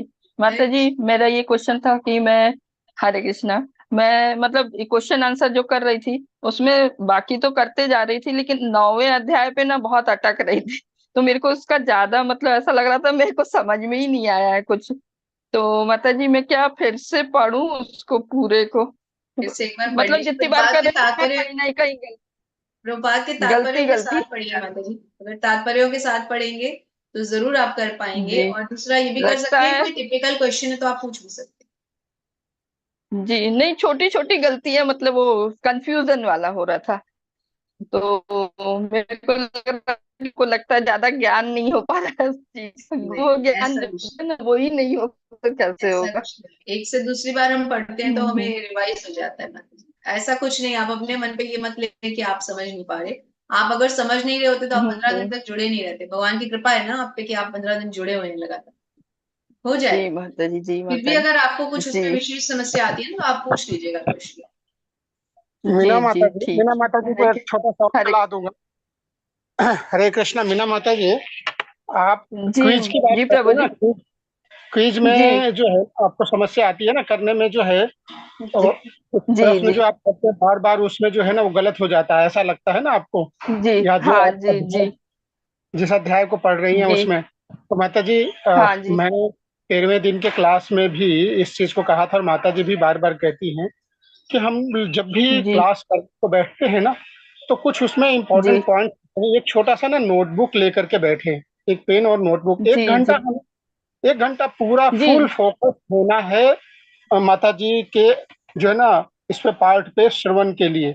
और जो भी इम्पोर्टेंट हमें जी पॉइंट्स लगता है उसको हमें नोट डाउन करना है तुरंत, या उस श्लोक को नोट डाउन कर लेना। अच्छा, इस श्लोक में ये भावार्थ या ये तात्पर्य है, इसको नोट कर लेंगे हम, जी फिर उसके बाद रिवाइज करेंगे। तो उससे क्या होगा माता जी, जब आप क्विज कर रही होंगे ना, तो जहां आपको रॉन्ग जी बताएगा कि गलत आंसर है इसका, वो सही आंसर भी बताते हैं कि सही आंसर इसका ये है, तो आप उसको नोट डाउन कर लीजिए। अगली बार जब आप दोबारा करेंगे तो सही आंसर को करिए, तो वो अच्छा आपको बार अच्छा बार जो है ना वो परेशानी नहीं होगी ना, दूसरे बार में आपका 100% आ जाएंगे मार्क्स। जी जी।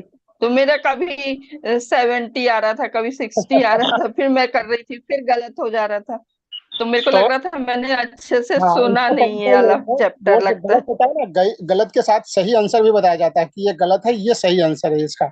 तो सही आंसर को नोट डाउन कर लीजिए अच्छा कि अच्छा इसका आंसर सही ये है। जब अगली बार वो आएगा तो ध्यान से जी उसको उसी पे करिए, ठीक है ना। जी और प्रभु जी धन्यवाद। नोटबुक को जरूर लेकर जी के बैठे। नोट तो, जी जी नोट तो कर रही हूँ कुछ पॉइंट्स। हरि हरे बोल, हरि कृष्णा प्रभु जी, धन्यवाद, हरि बोल। प्रणाम माता जी। जी हरे रोमा कृष्णा प्रणाम। माता माता जी। Hare Krishna, thank you so much प्रभु जी। हरे कृष्णा। हरे कृष्णा शारदा माता जी। शारदा माता जी। हाँ, हरे जय श्री कृष्ण। हरे हरे कृष्ण। कृष्ण माता जी। हरे कृष्ण। मैं आपके ग्रुप में भी नहीं हूँ, मेरे को ना फॉर्म भरी थी बराबर भरा नहीं गया था कि मालूम नहीं, तो मेरे पास पहले के लिंक से मैं ये सब काम कर रही हूँ, आपके प्रवचन सुन रही हूँ, गीता जी सुन रही हूँ। मैंने परीक्षा तो दे चुकी, फर्स्ट लेवल की पास हो गई हूँ, सेकंड लेवल की भी परीक्षा दे दी, पास हो गई हूँ, और सेकंड लेवल फिर से करना मेरे को, उसका सेकेंड लेवल फॉर्म माता जी भेजोगे अभी क्या? 22 को स्टार्ट होगा। तो आप ऐसा कीजिए, नीरज प्रभु जी जो हमारे एडमिन है, आप एक बार चैट बॉक्स में अपना नंबर डाल दीजिए। नीरज प्रभु जी एक मैंने बार डाली आपको ग्रुप में अभी ऐड कर माता जी, देंगे। मैंने डाली अभी नंबर मेरा। अच्छा प्रभु जी, इनका नंबर मिल गया क्या? आप हैं अभी नीरज प्रभु जी? प्रभु जी की ना एक्चुअली 4:30 बजे दूसरी क्लास शुरू हो जाती है, तो अच्छा मैं शायद अभी अब वो आज जो क्लास नहीं है तो मैं हूँ शारदा अच्छा माता जी, मैंने आपका नंबर नोट डाउन कर लिया है। अभी जैसे अच्छा ही ये क्लास खत्म होगा इसके बाद मैं आपको ग्रुप में जोड़ दूंगा, उसके ग्रुप में। ठीक है ठीक है, प्रभु जी। फिर आपको वो मैसेज भी आएगा लेवल 2 के लिए जब शुरू हो रहा है ना, जैसे माता जी बोल रही है हाँ 21 से, तो आप हाँ उसका ठीक है रजिस्ट्रेशन कर दीजिएगा, ग्रुप अलॉट हो जाएगा उसको माता जी। ठीक है प्रभु जी। दंडवत प्रणाम माता जी। आपको भी दंडवत प्रणाम। हरे कृष्ण माता जी। हरे कृष्ण माता जी। Thank you so much. Muskan माता जी, हरे कृष्णा। हरे कृष्णा माता जी। हरे कृष्णा। माता जी मुझे 14 और 15 का श्लोक नहीं मिला ग्रुप में। क्या नहीं मिला माता जी? 14-15 का श्लोक, पीपीटी। पीपीटी श्लोक, हाँ। अच्छा, तो वो ग्रुप में मेरे ख्याल से है प्रभु माता जी जी, हो सकता है आज डाल दें। ग्रुप में है। मुस्कान माता जी आप अपना नंबर भेजिए, मैं आपको पर्सनली भेज दूंगा। क्यों ग्रुप में तो दोबारा रिपीट नहीं करेंगे, ग्रुप में डाला हुआ है पहले से, लेकिन अच्छा, आप अपना नंबर दीजिए, आपको पर्सनल दे देंगे। हाँ। ओके प्रभु जी। अभी भेज दीजिए माता जी इसी में, या फिर अलग से उनको मैसेज कर दीजिए। भेज दी मैंने अभी। जी। हरे कृष्णा हरिप्रिया माता जी। हरे कृष्णा माता जी। हरे हरे कृष्ण कृष्णा, माता जी। धन्यवाद प्रणाम जी माता। हरे कृष्ण माता जी, दंडवत प्रणाम। हरे कृष्ण। माता जी 22 अप्रैल से जो लेवल 2 की स्टार्ट हो रही है, वो क्या सारे भाषाओं के लिए या ओनली हिंदी में? नहीं सभी माता जी भाषाओं में मुझे माता जी, जानकारी नहीं है। सभी भाषाओं का होगा माता जी। जो सभी लेवल के हैं ना, जैसे लेवल 1 सभी भाषाओं में है, वैसे ही लेवल 2 भी सभी भाषाओं में शुरू होगी। ठीक है माता जी। हाँ हाँ प्रभु जी, उसके लिए ऑटोमेटिक आएगा क्या? कुछ नहीं, मैंने प्रश्न भी यस किया यस, था आपको। सभी हाँ ग्रुप में जिस जिस लैंग्वेज के ग्रुप होगी उस ग्रुप में उनके एडमिन मैसेज को फॉरवर्ड करेंगे। अच्छा सर, तो अभी आप अभी तक हैं, प्रभु जी जैसे अभी हिंदी ग्रुप का तक माता आया जी ये है नहीं ना, है। हिंदी ग्रुप का हरिप्रिया माता जी जैसे ये है, तो हिंदी ग्रुप में 3 बजे मैसेज आएगा लेवल 2 के लिए। अभी भक्ति सदाचार शुरू हो रहा है, भक्ति शास्त्री का बाद में शुरू होगा। अभी भक्ति सदाचार जो बिना क्विज सदाचार वाला में ही भक्ति प्रभु जी, सदाचार शुरू होगा, वो लेकिन आपका दूसरे रजिस्ट्रेशन। भाषा में है प्रभु जी मेरा। जी दूसरे भाषा में, हिंदी में नहीं किया मैंने, दूसरे भाषा में है। कोई बात नहीं, वो बात एक ही है। आपको अगर उसमें अच्छा आसानी है या कर सकती हैं तो कोई बात नहीं। लैंग्वेज डजन मैटर माता जी, आपको भाव समझ में आना चाहिए, लेवल 2 का उद्देश्य समझ में आना चाहिए कि लेवल 2 है क्या। और सर्टिफिकेट आपको जो है ना, अगर लेवल 2 का मिल गया तो इनफ है, वो वही चीजें होगी सभी में। लेकिन फिर भी अगर आपको हिंदी में करना है तो मोस्ट वेलकम। आप अभी रजिस्ट्रेशन इसके जो क्लास के बाद ये अटेंडिंग का जब पूरा हो जाएगा तो उसमें ग्रुप में डाला जाएगा, आप उसमें रजिस्ट्रेशन कर लीजिएगा। धन्यवाद प्रभु जी। दंडवत कर प्रणाम माता सकते जी। हैं क्या प्रभु जी? कर सकते हैं हाँ बिल्कुल कर हिंदी सकते हैं में? माता जी। धन्यवाद प्रभु जी। हरे कृष्णा राजकुमार गर्ग प्रभु जी, आपका प्रश्न एक दिन पहले भी आया था, तो मैंने उस टाइम आपको एक आवाज भी लगाई थी, शायद आप चले गए थे। तो एक प्रश्न है आपका कि is it possible to consume सूखी हुई तुलसी ऑन संडे? तो प्रभु जी एक छोटी सी विनम्र भाव के साथ मैं आपको यहाँ एक अनुरोध करना चाहती हूँ कि तुलसी माता को हमें कंज्यूम करने से अर्थ है कि जब भी हम उनको ग्रहण करें, जो हमारा भगवान को चढ़ी हुई तुलसी महारानी होती है, उनका हमें संडे अंडे का कोई परहेज हम वैष्णव धर्म में नहीं करते। हमें भगवान की चढ़ी हुई जो तुलसी पत्र है उनको हमें लेना ही है, क्योंकि वही सबसे बड़ा भोग है हमारे लिए। लेकिन बस एक चीज का हमें ध्यान रखें, हम कभी दांत के नीचे उसको चबाते नहीं, हम महारानी को एज इट इज अंदर लेते हैं, स्वलो करते हैं। और जैसे कई बार शिशु में होता है कि सूखा फील होता है हमें अंदर की, फंस गया है गले में, तो आप उसके बाद भगवान का चरणामृत एक जल का थोड़ा सा एक घूंट ले लीजिए। और जहां तक बात है संडे को तुलसी में पानी देने की या तुलसी माता को जल अर्पित करने की या उनसे पत्र लेने की, तो वो पत्र हम सिवाय द्वादशी के वैष्णव धर्म में हम ले लेते हैं, क्योंकि द्वादशी को तुलसी महारानी का जन्म माना जाता है, इसलिए तुलसी महारानी को हम केवल द्वादशी का परहेज रखते हैं। बाकी संडे का परहेज हम लोग ऐसा वैष्णव धर्म में नहीं रखते।